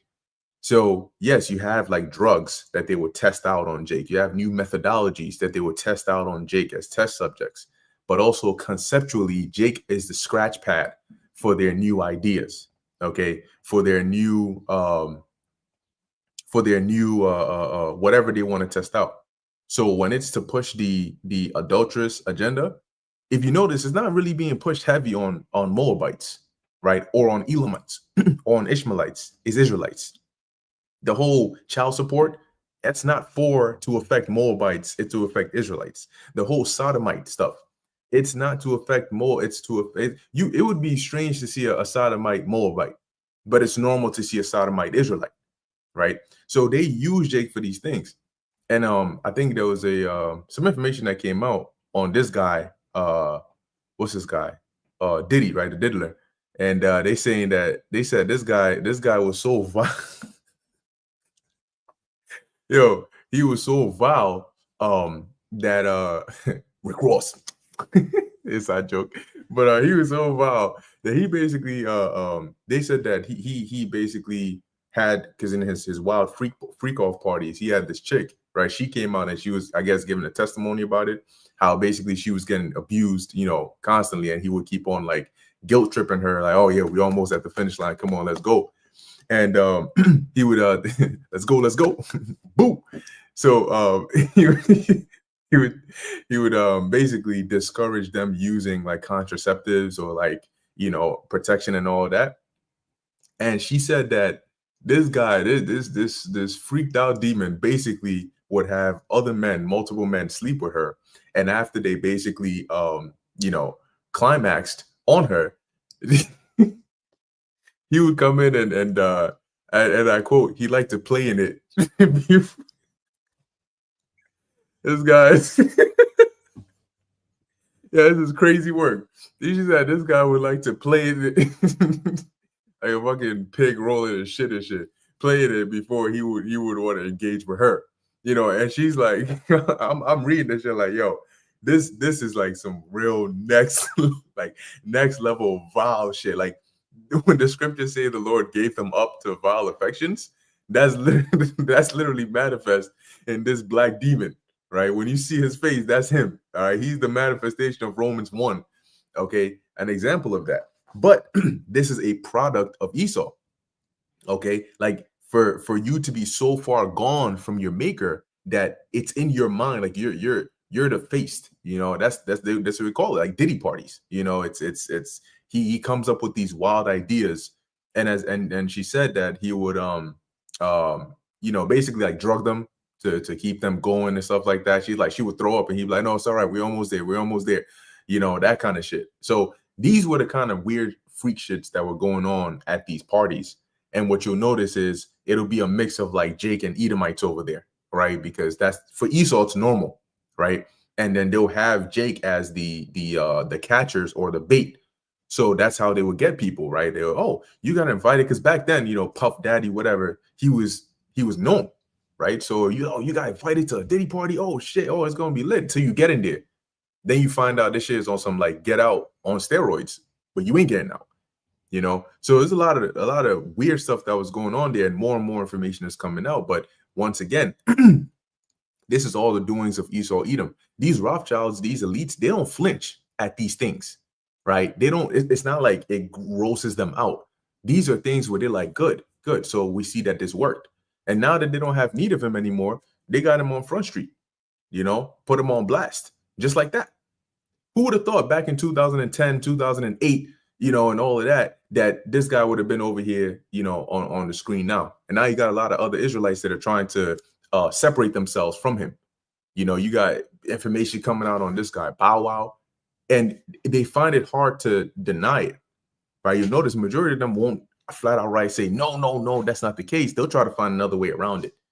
Like the freaking host of the podcast will say, yo, this guy said that he didn't say he witnessed you. He said he was the lover that you had. And the dude will sit there like, wow, really? You saying that right now? That's crazy. Like, wow, I can't, like, and then he'll start laughing. I can't believe people believe this shit. Wait, why didn't you just flat out deny it? You don't ever say, no, that's not true. And this is this. No. It's always I'm shocked that you would say something like this about me. So there's a lot of wild, freaky stuff going on. And you would think that when you were younger, you would think, man, this guy, he probably gets all the girls in the world. Man, shit, if I look like him or if I was famous like him, I'd be getting all the girls in the world. That's a cover, right? That's a cover story that they give them. But real quick, let me get this precept. This is Daniel 7:25. Going back to that main point, and he shall speak great words against the Most High and shall wear out the saints of the Most High, right? This is an example of that. And think to change times and laws, and they shall be given into his hand until a time and times and the dividing of time. And the main focus point on this being speaking great words against the Most High. That's like that Yuval Noah Harari spirit, right? That we can challenge the God of the Bible. We can. He literally said we can piss him off as much as we want, and so what? You know, like what's he gonna do about it? And they shall think to change times and laws. They're thinking in their minds, like Shalimar said, to change the laws of nature, right? It's against nature. Paul said it, right? Changing the natural use of a woman to that which is against nature. When you take an Ayash and turn them into an Ayasha, that's against nature. And do it so well that somebody cannot tell. They caught a police officer who ended up assaulting a TG because he didn't know it was a TG until he got behind the scenes. You know, then he was shocked. Boom. Hi, gotcha. You know, and then he retaliated. He's I'm not playing that shit, not me. You know, it's like, it's that bad that police officers are trained to be able to detect, you know, deceptive ways and all of that. But here it is, you caught behind the scenes. So they change these laws, they change these times, and they do it so well that you can't tell. And now they're trying to get to a point where, you ever seen those futuristic TV shows and movies where like they'll go into space and there's like this space bar, and then you got like section with like talking dogs, you got robots, you got half human, half this, like in what's that, Planet of something of the Galaxies, Guardians of the Galaxy. You got like the chick with the antennas, you got the green dude, and it's all normal. A talking raccoon, it's all normal. That's portraying the age that we're going to where you're talking to AI robots, you don't even know if they're a robot or not. You're talking to a dude, but it's really not even a dude. You know, that's really like how confused of a state that Babylon the Great is personifying. But yeah, you got it. Hey, yesterday, was it yesterday or the day before, where the Zaquan put in the chat of the AI robot thing that was talking, and it sounded like an actual person. You know, like the bitch was actually like, she would take a pause, she would take in a deep breath and really think about what you just asked her, you know? And if you were, all of us, I mean, when I first heard it, I thought it was like actual person that they were recording, maybe about to say something that we had to hear. Meanwhile, it's a robot the whole time. Like, oh, so what do you think about this? The motherfucker be quiet, like, well, you know, honestly, I'm not really, the pitch, tone, and I'm like, it went from, we should really think about what we're doing here. Now it's, man, I don't know. Maybe we should think about what we're doing here, right? Because given the information that you have in here and what we're trying to arrive at, and then that's like, I'm like, wow. And then the motherfucker really had the nerve to say, by the way, before I answer that question, you have just a minute left, you know, if you want to continue. Like, I'm like, this is crazy, you know? But you're literally talking to a robot, like, yo, speaking to the damn phone, and then the phone is responding back with actual information based on what you said. Like you're actually having a real conversation with somebody. You know how crazy that's going to be when because all these companies do it right now. You know, remember like a few years ago, we're like, yo, every time you call like your bank or something, you always got to talk to these robots, and you speak to a representative. I want to talk to a representative. I want to, like, you just try to skip it because you want to talk to an actual being. Soon, you're not going to have the choice to speak to human beings. It's all going to be automated, and you're going to be just shifted from one end to the next, and it's going to be just automated. Like literally, they were saying that they have the ability to change your accent. So you know how when you talk to somebody and they're from India, they have that Indian accent. They said because of that, it would deter a lot of companies because they're like, yo, these people can work, but it's harder for them to communicate because you can barely hear what they're saying. You know, they speak fast. Sometimes it's like, ah, shit. So they're using AI to mask their accent where whatever they're saying sounds like an American accent. So you're not even going to know you're speaking to somebody who's in India. or somebody who has an Indian accent. It's like, yo, what the fuck? You know what I'm saying? So they could take that so many different ways, and that's all part of the deception. All right, and I got a quick precept here. This is a book of Job, chapter 30 and verse 8. It says, they were children of fools, yea, children of base men. They were viler than the earth, right? Because these people, they're creating technology without really understanding the full capabilities of it. They're not even focused on creating, having regulation. All right, Trump is saying that they're going to have this AI thing take over, and no state can regulate it for 10 years. You a fool if you come up with some shit like that, knowing the potential of what this thing could be. Seeing what it is now, what is it going to be in 10 years if we're here for 10 years? And you're saying no one could veto it, nobody could, amend it, no one could really do anything against it. What are you basically trying to say? Okay, so it says what? They were children of fools, yea, children of base men. They were viler than the earth. So going back to a Diddy example that you gave, all right, where does he learn all that shit from? What is going on in that part of the world, in the Hollywood world, where this kind of stuff is normal, where it takes a damn lawsuit and all these different things for people to hear all about this shit? But before it came out, they all go to these parties, and LeBron James, they all go to these parties, man. To the point where this nigga say ain't no party like a Diddy party. That's a Diddy party you talking about, nigga? Where this nigga, the Diddy, that's what you talking about? Where this dude is out here swimming in bus? Are you fucking kidding me, bro? This is the shit. Yeah. You know what I'm saying? This guy's out of his mind. And you got people out here defending this clown, bro? Nah, man, he got to go. All right, because he's learning from the people who put him onto these type of things. They have to have an image, right? They got the different sectors of the boule. They got the ones for the pastors. That's the TD Bakes and them niggas. They go to that boule party, and then they come there on a Sunday and pretend like they love God and Jesus Christ.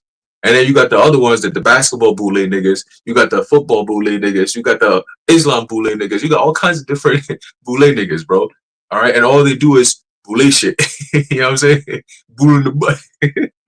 That's that bouquet. Yeah, the bouquet shit. Yeah, that's it. You know what I'm saying? And the Lord is gonna expose all. We told you this. We said the Lord's gonna expose all you celebrities, you Jay-Z's of the world, you again LeBrons of the world, all you clowns who've been hiding in the cut, doing all this wickedness, hurting people, destroying people's lives.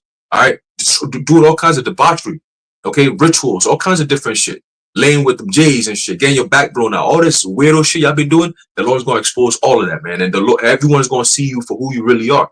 That you ain't worthy to be looked at in no high esteem. Talking about, oh, he a celebrity. This nigga out here walk around talking about he a king. Man, this nigga, man. You know what I'm saying? The Lord's gonna expose all you clowns, bro. And it's happening very fast, bro. You going down just with your man's Esau Edom. All right, you want to be his bitch? You and that nigga going down. The Lord's gonna take all you niggas out, man. All you 2/3 gonna get wiped the fuck out, bro. Regardless of your status in this society. You're gone. All right? You got it, bro. Oh, I was gonna say that what you were saying, like the reason this isn't strange to them is because when you go to their Kabbalah and their Talmud and all of those, it's like these weird freaky shits are normal, right? Because keep in mind, like a lot of the tainted, first off, the dealings between a man and a woman today have become so perverse. You know, like the things they introduce through the adult film, contents, and like the weird shit that people do nowadays, throat goats, that's what they label themselves, throat goat, whatever. But like the weird extra shit, right, that they do, BDSM, I think they call it, whatever.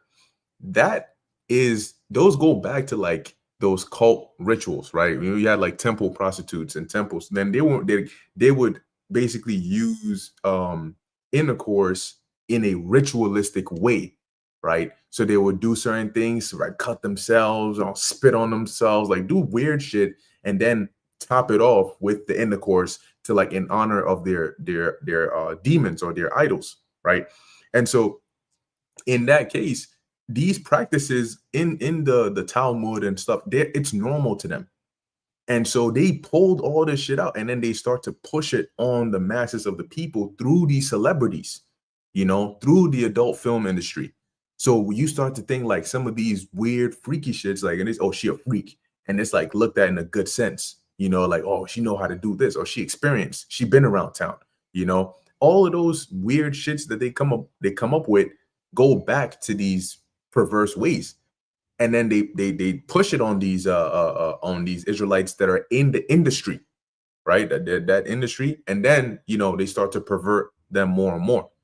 So it's not like freaking randomly they're just like Diddy himself just say, oh yeah, you know what, let me just try this out, and because I mean Jake does have that innovative mindset, and they'll take it further in wickedness. But a lot of it goes back to the weird, freaky, ritualistic freak shits that are in their Talmud, and so on. Yeah, Amalek puts the battery in their back to do it. Amalek puts that battery. That's why the Lord said he has war against Amalek to all generations, man. I was just meditating on that earlier, on how the Lord made it so plainly obvious who the Amalekites are, man.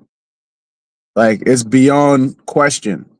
Like, if you look at a people who has pushed the most wickedness, it's not like a complicated question here. The Lord is, the scripture speaks about the simplicity in Yahushua. You see the works of what they're doing, that this is of people that are at war with the Most High, man. It's plainly obvious in every single thing they do. And as the brother said, it isn't like Diddy just stumbled into this. Oh, I just want to try this shit out. This is all by design. You want to play ball? They own all this shit, man. They own it all. You talking about the Rothschilds, it's super elite, trillions of dollars, man. They'll throw out Elon Musk. They throw out the super elite. Their faces are not out on the forefront, man. They don't want to be seen, but they take advantage of men who do want to be famous. Like Elon Musk, you could tell the guy likes attention. He likes to go. Donald Trump. So like, okay, you guys like to be on the forefront. Shit, we'll make you the face of this and that, but you're really a little guy. You see, if you got to go out there, it's like a job. If you got to go out there and show your face and you're not behind the scenes, then you a little guy. You see, but the real super elite, going back to Amalek, they're behind the scenes running the show. They don't want to be seen. They don't want people to know who they are. And they're just right there, man. We talking about 99.9. You like, when the download for the game is like 99.9%. And you like, man, this is going to be fire. That's how close we are to this happening, man. We talked about the Stargate. They got, the brother Bakar mentioned, they got, and I looked it up after you mentioned it, 800, almost 900 acres, the size of Central Park, they said, of a data processing center that's going to have 1.2 gigawatts of processing power, man. So as soon as they get that popping, what do you think is going to happen? They could just roll it out, right? If they had the means, they would go for it right now. But they have to have certain things set up. So they're just setting up. It's like decorating a table for a feast, man. They're just putting the forks lined up, the fork, the cutlery, knife, this and that. They're setting that table up. They got the nice tablecloth. They ready. Hey, what does the scripture say? The Lord is gonna, if a brother could get it, Job, where it says he will cast it, when he's about to fill his belly. I forget where that's at. I think it's Job 18. 20. 20. Gotcha. The water. Yeah. The water. Let me bring it up here real quick. So I can. Hold on 1 second. 2022, I think. 2022. That's right. Yep, and 23. 2022 and 23. I got you. I'll read it for you. Water. So this is Job chapter 20, verse 22. It says here, in the fullness of his sufficiency, he shall be in straits. Every hand of the wicked shall come upon him. When he is about to fill his belly, God shall cast the fury of his wrath upon him and shall rain it upon him while he is eating. So as we've been, as the spirit just had come out, they're setting up that table. In the fullness of his sufficiency, he shall be in straits. He got it all, man. He got it laid out. They're developing they got the AI, they got the process. The Lord is like, here, I'm gonna give you it's like in a video game where you put the guy with all the best armor, all the best weapons, his power level, all of his stats are maxed out. And then you got little old us. It's like we on like level 1 in the carnal sense. But then when the battle starts, you're gonna see that we really level 1,000. You know, because Yahweh Ba'Shem Yahweh Shai is level infinity, man. So he can raise us to however he wants. You know, he's gonna raise up his men. Lord's will, we are part of that. But basically, it looks like it's like going up against them Elden Ring bosses, man. For brothers that know about that game. But you got them bosses, man. They be like insurmountable. You'd be like, damn, how the hell do I beat this motherfucker? And that's basically the position Esau's in, man. But you're gonna have it to where the elect, which is the most unexpected, is gonna be the one to overcome, because it's not about strength, as it is written in 2 Maccabees, the 15th chapter, man. It's not about you know, who has the might. You know, that's Esau's mentality, is might makes right. But the truth is that serving the Lord is what makes a man mighty. Serving the Lord, like David said, when he went up against Goliath, which we're doing that now in the spirit, he didn't say, well, I'm so strong that I'm going to take you down, Goliath, and I've trained and I beat the bear. He did mention the bear and the lion, but he mainly said what? Then that was because he was trying to get on the field, so he had to talk to Saul about that. But when he got there about to go fight Goliath, he said, what? I'm going to do it because in the name of the Lord. You know, and the battle is not about swords and spears and different. It's about the name of Yahweh Ba'Shem Yahweh Shai. And that's what we have, man. So we could go against the most insurmountable odds, man. They could send a giant AI robot at us, man. And we could go into that battle bold in the name of the Lord, man, with the victory on our mind, man. And that's what this is what's happening. It's a movie, though. You gotta love it, man. And thank the Lord for even putting us here, man. Like we about to go up against the most powerful kingdom that ever existed on earth, man. But really, the Lord already defeated it. So we just got to watch it play out and examine ourselves to see if we're worthy of this, man. But I have 2 Maccabees 15. Real quick, I'm gonna just get straight to the point. All right, 2 Maccabees 15 and 8. Wherefore, and this is Judas Maccabeus speaking to his men, right? I'll read 7. But Maccabeus had ever sure confidence that the Lord would help him. Wherefore, and confidence means what? With fidelity, with faith. Wherefore, he exhorted his people not to fear the coming of the heathen against them. And this is what we're doing now.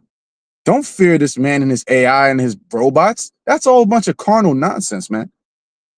We're coming in the name of the true and living God, man, the God that created heaven and earth, for this devil to even be here to do what the fuck he's doing. So the Most High, the power that we serve, man, Yahweh, through his son Yahweh Shai, already got this devil lined up, man. Since the beginning, he's been lined up. And we're just had to have it play out through all these thousands of years to where we at now. All right, but it says, but to remember the help which in former times they have received from heaven, right? Going into these stories. The things written aforetime before our learning, going into David, going into his fight against the Philistines, you know, his various battles and wars that he fought, going into, the time of Hezekiah, going into Elijah, going into Noah, all these different stories of the great men of old, which is all happening now here once again, man. And it says, and now to expect the victory and aid, expect it. Because we have a hope of salvation, man. We ain't out here doing deals with Esau. We ain't out here doing what these celebrities do, man. We ain't out here compromising our integrity, man. To the best of our ability, we're walking in uprightness before the Lord and our integrity. And if there's anything that we're lacking, then we pray to the Lord to open our mind to see that so we can improve on that, right? But we're putting forth the effort, man. We're putting forth the best sacrifice we can, man, so that we can have what? A hope and expectation of that victory and that aid to come. It says, which should come unto them from the Almighty, and so comforting them out of the law and the prophets. That's the same thing we're doing now. How could you tell me the Maccabees is not a part of the Bible, man? He literally said he's coming out of the law and the prophets. And this is the story that paved the way for the time of Yahushua, man. But they'll say this is not a part of the scriptures. Y'all are bugging, man. You Christians are fucking bugging. All right. It says, and so comforting them out of the law and the prophets, and withal putting them in mind of the battles that they won afore, he made them more cheerful. That's the comfort, right? We're comforting you through the scriptures. Okay. And when he had stirred up their minds, he gave them their charge, shewing them therewithal the falsehood of the heathen and the breach of oath. So not only did he say, remind them of the old battles that we had won through the Lord, but he's saying, look, the heathen that we're going against, they're wicked. They breached their oaths. You think the Lord is going to be with them? Do you think the Lord is going to be with the man that pushed sodomite culture on a high level? You think the Lord is going to be with the man that is pushing AI and carnality? It doesn't and always constantly comes against him. That would be backwards. So expect the Lord to be with us because he is with us. And expect him to be against them because everything they do, their works, you will know them by their fruits. Their works show forth that the Lord is not with them and he's set to destroy them. So then it returns back to us to say, well, if we know the Lord is with us and he's against them, then we should examine ourselves so that we could be in the best possible position, Lord's will, when that day comes.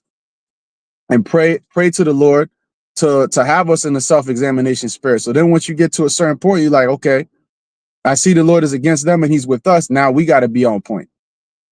You see? And that's why, self-examination, looking within, then it becomes like us keeping each other sharp, iron sharpening iron. But that great day is coming, and as long as we keep staying locked in this truth, man, the Lord is going to be with us. The Lord is going to justify us, man, no matter what they try to do to us. All right? And I'll read the 11th verse, and I'll give it to the next brother. Thus he armed every one of them, not so much with defensive shields and spears. Right, we're not here, brother. We're going to hand out guns. We're going to hand out what? We're going to go in like ISUPK. They're not in the spirit of the Maccabees, man. And them guys are doing a bunch of vain nonsense, man.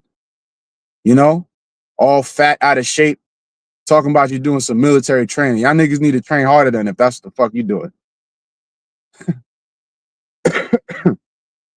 But he didn't arm them with carnal weaponry. What did Judas Maccabeus arm them with? It says he get not so much with defensive shields and spears as with comfortable and good words. The comforter, man, the spirit. Teaching the word is good enough. That's it. Just teach the word. Just teach the truth, man. And destroy all the lies and tear down the stronghold. That's all we got to do. It's just that simple. Jake always likes to overcomplicate things. It's just that simple. That's why they can't get down with this, because it's too simple and straightforward. It's not a gimmick. Now, it has to be something more to this. No, it's just believe in the Lord, trust in him, praise his holy name, repent. And don't take the MOTB. All right? And it says, and beside that, he told them a dream worthy to be believed as if it had been so indeed, which did not a little rejoice them. And then it goes into a vision he had about, I believe, Jeremiah. So, that's it, though. Trust in the Lord, man. We almost out this bitch. Hey, Khan, like you mentioned about how Esau is pushing all these agendas. Ultimately, the scriptures literally says that Jacob have I loved, Esau have I hated. So they don't really have a chance in this battle at all, because the Heavenly Father verbatim says that you are that nation. It says, I shall have war with Amalek from generation to generation. All right. So you trying to hide your identity that does not negate the fact that you're still going to take the brunt of the judgment from the Heavenly Father. I seen a video yesterday of this guy, Truth Unedited, and all of a sudden he starts doing videos on the Hebrew Israelites and all that. And yesterday he decided to go into a topic of who is Esau. I said, hey, that's how you know this truth has gone throughout the whole entire world, because now you have people actually coming reading the scriptures now. Now all of a sudden they know Esau. I didn't know that Esau was the Bible. Yeah, because you've been sitting in the church all your life, not learning a damn thing, bro. You know what I'm saying? Now all of a sudden you want to go into the Bible and talk about Esau? Who is Esau? We're in 2025. Now you're putting who is Esau. It's almost like it's a new thing. Like, oh, who's Esau? It's like some new thing. It's not new. All right. But the word is what's making it new. We're bringing up all these different things. This is all part of the sentencing stage. Okay. And that's why Esau has a problem with us bringing out this truth, because we're tying your identity. This nigga was talking about, the Hebrew Israelites talk about, Esau is a white man. You people still don't understand when we say that. We're not talking about just color, bro. Because you got Edomites that are also dark skinned. You got Edomites that are looking like Chinese people because their seed are mingled all throughout the nations as well, just like us. Okay. But when we talk about Esau, like we're talking about like the heads, the people that actually everybody hates. We're talking about like the Klaus Schwabs of the world, like the Rothschilds, like them high level niggas, the niggas that actually have power to influence the way in which the world is moving. And as you can see, it's all moving into a very negative, evil time. Those people, that's the head of, when we say Esau, we're not talking about the regular white man that you see in the streets. Yeah, he's part of that family, but he's insignificant. He's suffering the same shit that everybody's going to suffer anyway. We're talking about the elites of that society. So when you come against us, you're basically saying that we shouldn't be calling out these people for all the shit that they're doing. That's even written in the scriptures. Okay, we're bringing out all these precepts about this specific kind of people. And we're letting you know that it's not just a specific kind of people in the Bible and that's about it. Where are they today? You have to identify them. And the Bible is doing a great job identifying, but you people can't see it. So the Lord sent his prophets down to make it plain. Okay? Just like the brother beautifully broke down, all these things that you're seeing, it ties up to one person, one specific kind of people on this earth. And that's Esau, Edom. And they are the man, the son of perdition, the man of destruction. It is through him that you see the end of this world as you see today. They're the ones behind this creation of AI. What is AI? Artificial intelligence that's going to bring up the heap of ruins. Who's behind that? It's not us. It's not the other nations. It's Esau who's ahead of all of this shit. So he must be identified. And we identifying who he is according to scriptures does not make us anti-Semite. Okay, we're truth tellers. You can't never say, oh, you guys are lying. You just come up with some dumb shit just to deviate from what we're talking about. But no longer are we going to be living in those days where you can just say some shit and then, oh, the conversation is over. It's not over. As you can see, it's the more you try to stop it, the more it keeps increasing. It's like the Hydra, right? You cut off the head, another one pops up. You cut the head off, another one pops up. It's like you can't get away with it. You can't get around it. You know, they got something called the Streisand effect, right? Where you try to hide, the more you try to hide, the more exposed you become. Because the ways, it's like, okay, if it doesn't matter, why are you trying to hide it? Then it's like, okay, more people are now paying attention to the fact that you're trying to hide it. It's like, okay, what are they hiding now? You know, oh, there's nothing to see. Hold on, there's nothing to see. Why are you telling us there's nothing to see? You should just let us see it then. You see what I'm saying? So because of those tactics, people are starting to scrutinize more. They're like, yo, the Hebrews like they're saying this. Now they want to go look into it and see if what we're saying is true. That's a problem for Esau. He doesn't want that. You know what I'm saying?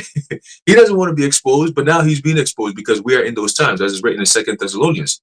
All right.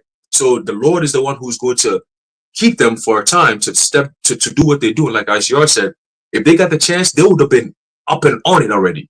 But the Lord says what? That he's going to hold them.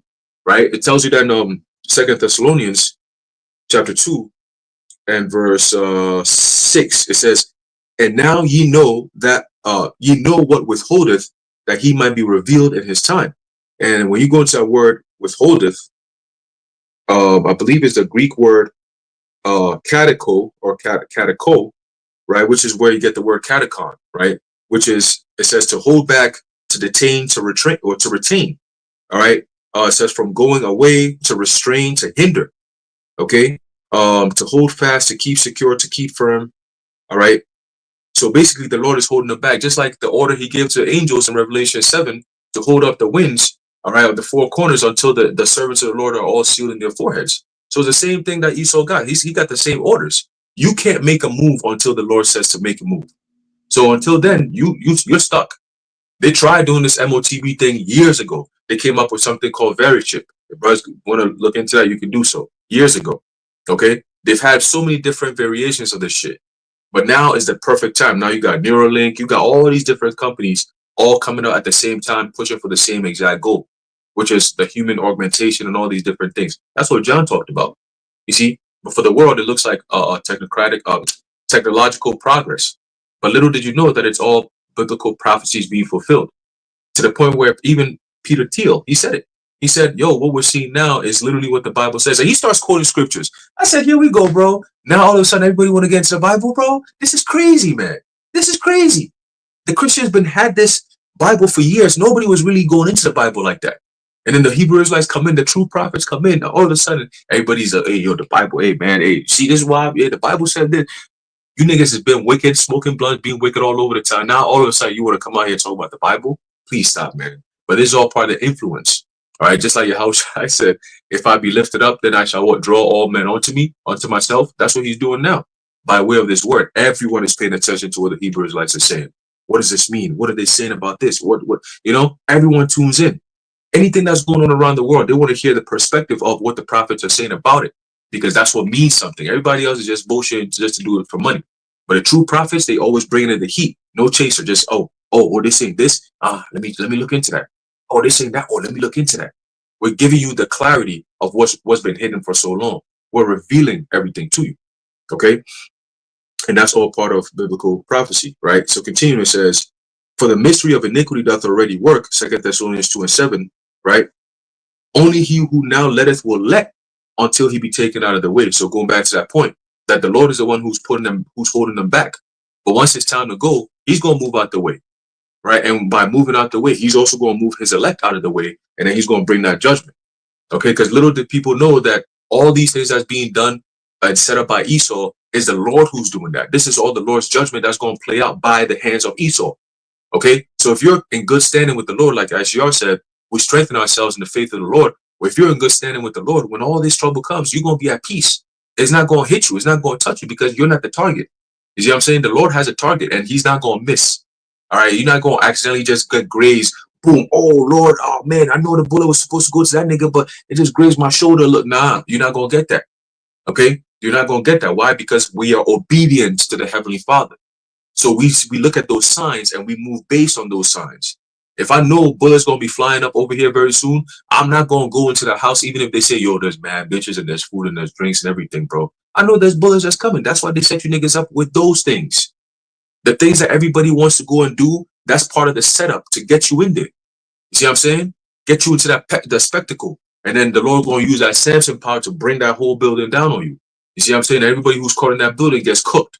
All right? So that building is going to be America. They said they want to put up a whole dome and shit. America is going to be in that fucking dome. The Lord going to crush all this shit with fire when it comes. Okay?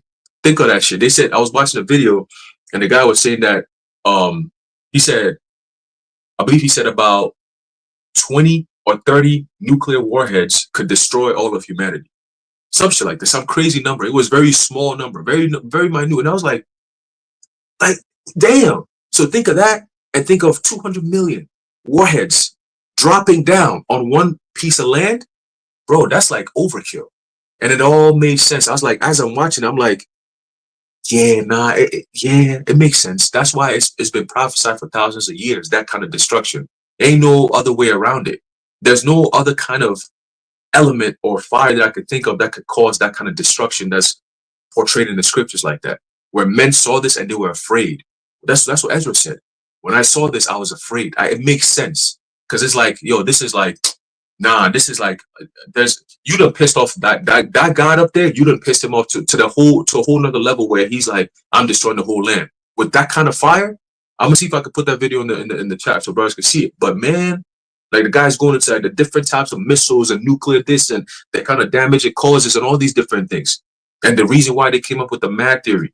And I'm like, yo, bro, what? And yo, the numbers he's given, it's just about 20 of these and this place is going to wipe everything out. I said, 20? That's it? That's all it takes? So, yeah. The Lord going to cook, man. You know what I'm saying? So it's best to be on his side. And it makes sense why we're going to have to be up. You can't be like, the earth is going to be in the unlivable state after the Lord is done with America alone. That's why it says the earth shall shake to and fro like a drunkard, right? It's going to be in an unlivable state. And that's why these elites, they got these underground bunkers and shit to escape from what's going to be happening on the surface of the earth. Okay, it's going to be in an unlivable state. The guy was saying, he said there's going to be a nuclear winter for years. I said, yeah, that's going to be tough. The sun is not even going to be able to be visible because all the smoke and the debris and everything is going to be up there for a very long time. You know what I'm saying? Because of the devastation that's going to happen upon this place, man. You know what I'm saying? So, hey, the only thing we could do is just keep our faith in the Lord and keep doing what we know is best or what we know is right according to what the Lord has said. He gave us all the descriptions. Everything that we need to know is here. We don't got to go try to deviate, nah. Stick to what the Lord has said and you're going to be good. You got it, bro. Yeah, go on. Like what you were saying, right? So that's real climate change. Let's go in. That's a good one. That's a good one. I might use that. I might use that. But so I got two precepts, and that would be it for me. But basically, just highlighting that rise and fall, right? And when we go in here in Revelation, the 17th chapter, dealing with Esau. Which another thing about Esau that came to mind when we were talking was I recently like watched one of the movies that I gotta watch. What's the name of that movie? With the two twins, Michael B. Jordan, Sinners. So I just watched it and I was thinking about something, right? Like we know that there's this comparison, this like sort of analogy of like the concept of vampires and like Edomites being like very linked, right? Because they have these traits. And there's this part in the movie where like, and I think it's in other movies as well, but they can't come inside of your house or where you are unless you invite them in, right? So every time they come, they try to convince you to like invite them in, like let me in, and they'll try to move deceptively, like hey, so why don't you go ahead and just let me in here and let me get about my business, and he's like, you've been in here the whole day. What's up? Why can't you come in now? I was thinking about that as to like why that is the case with vampires, with like all the power they have, their speed, their ability, all of those things, but they can't. If you're in your house, they can't come inside unless you invite them in. And so you see in the movie that even with all that power, they had to rely on deception in order to get access to their victims. And when you look at Esau Edom, with all his military might, you might say, well, why don't you just physically go and hold people down and put your seat up inside of them?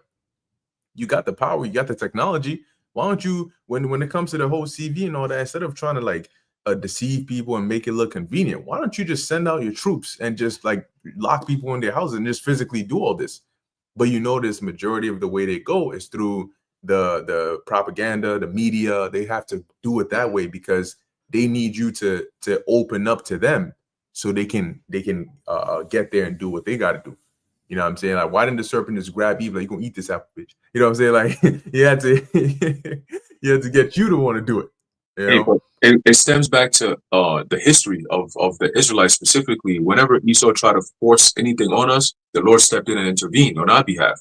And they know that. So they're like, nah, we're not going to fail this time again fucking with these people and their God. So we're going to have it where we're going to set the honey trap and then let them come over here and come get it. So that way, we could, when their God come back and be like, what have you done to my people? I'm like, well, what have I done to your people? They came and got it, Lord. I was doing my thing. They're the ones who brought their hands and foreheads, roll up them sleeves and come took this thing. That's what they did. I didn't I didn't go forcing on them, So you can't really like the Lord's not gonna be like, I gotta step in. Nah, he's gonna destroy the whole system because you fuck with his people, and he's gonna destroy his people that took part in that thing.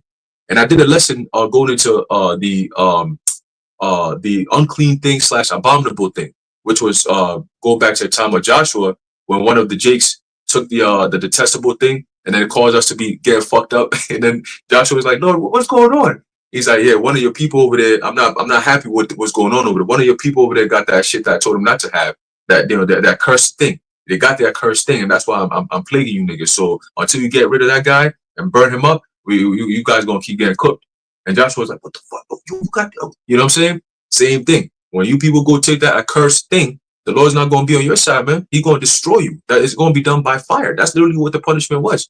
You know what I'm saying? So that accursed thing is going to be that, you know what? And when those who take it, you think the Lord going to be on your side, boy, he's going to destroy the fuck out of you, man. You and the people around you, man. Everything that's around walking and talking is going to get smoked out. All right? You take that accursed thing, it's over with for you. But you got it, bro. So the precept is Revelation 17. And I'm gonna the verse 1, it says, and there came one of the 7 angels which had the 7 vials and talked with me, saying unto me, come hither, and I will shew unto thee the judgment of the great whore that sitteth upon many waters, which we know that whore to be Babylon the Great, aka America, with whom the kings of the earth have committed fornication, and the inhabitants of the earth have been made drunk with the wine of her fornication. And I'm going to jump to the main point here, right? First, jump into verse 4. It says, and the woman was arrayed in purple and scarlet color and decked with gold and precious stones and pearls, having a golden cup in her hand, full of abominations and filthiness of her fornication. And then jumping down to verse 6, John says here, right? And I saw the woman drunken with the blood of the saints and with the blood of the martyrs of Yahushua. And when I saw her, I wondered with great admiration. Now, when you deal with the woman, it wasn't an actual, like, he saw a woman, but it represents America. And America is not a woman per se, right? It's land. So how does the visual of a woman who's decked with all this, like, you know, glorious apparel, one that John even admired, right? Looking at her, wondering with admiration, how does that actually look in real life when manifested? That's where you have an empire that looks so glorious, right? You sell that American dream. It's like a place where it is desired to be, right? Just like a woman that looks good is desirable. So the things that make this place desirable are the things that they commercialize. And now more so than ever, it's that technology, right? That's that push that they're using to try and make this place look good and sort of put it at that peak, right? They're saying, like, this is what's going to make America great again. That's why Trump is so invested in it, right? Now, jumping to the 18th chapter, right, dealing with the balance of that, you have John saw this place in its great state, but he also saw this place in its destroyed state, right? So he pretty much saw the life cycle of Babylon the Great.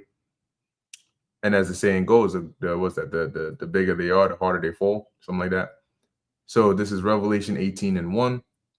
It says, after these things, I saw another angel come down from heaven, having great power, and the earth was lighted with his glory. And he cried mightily with a strong voice, saying, Babylon the Great is fallen, and is become the habitation of devils and of every foul spirit, and a cage of every unclean and hateful bird.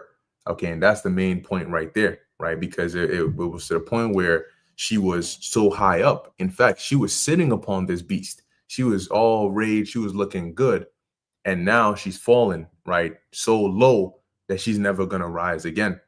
And the bridge between that is when you read in Isaiah 47, right? Evil shall come upon thee, and thou shalt not know from whence it riseth, right? And thou shalt not be able to put it off.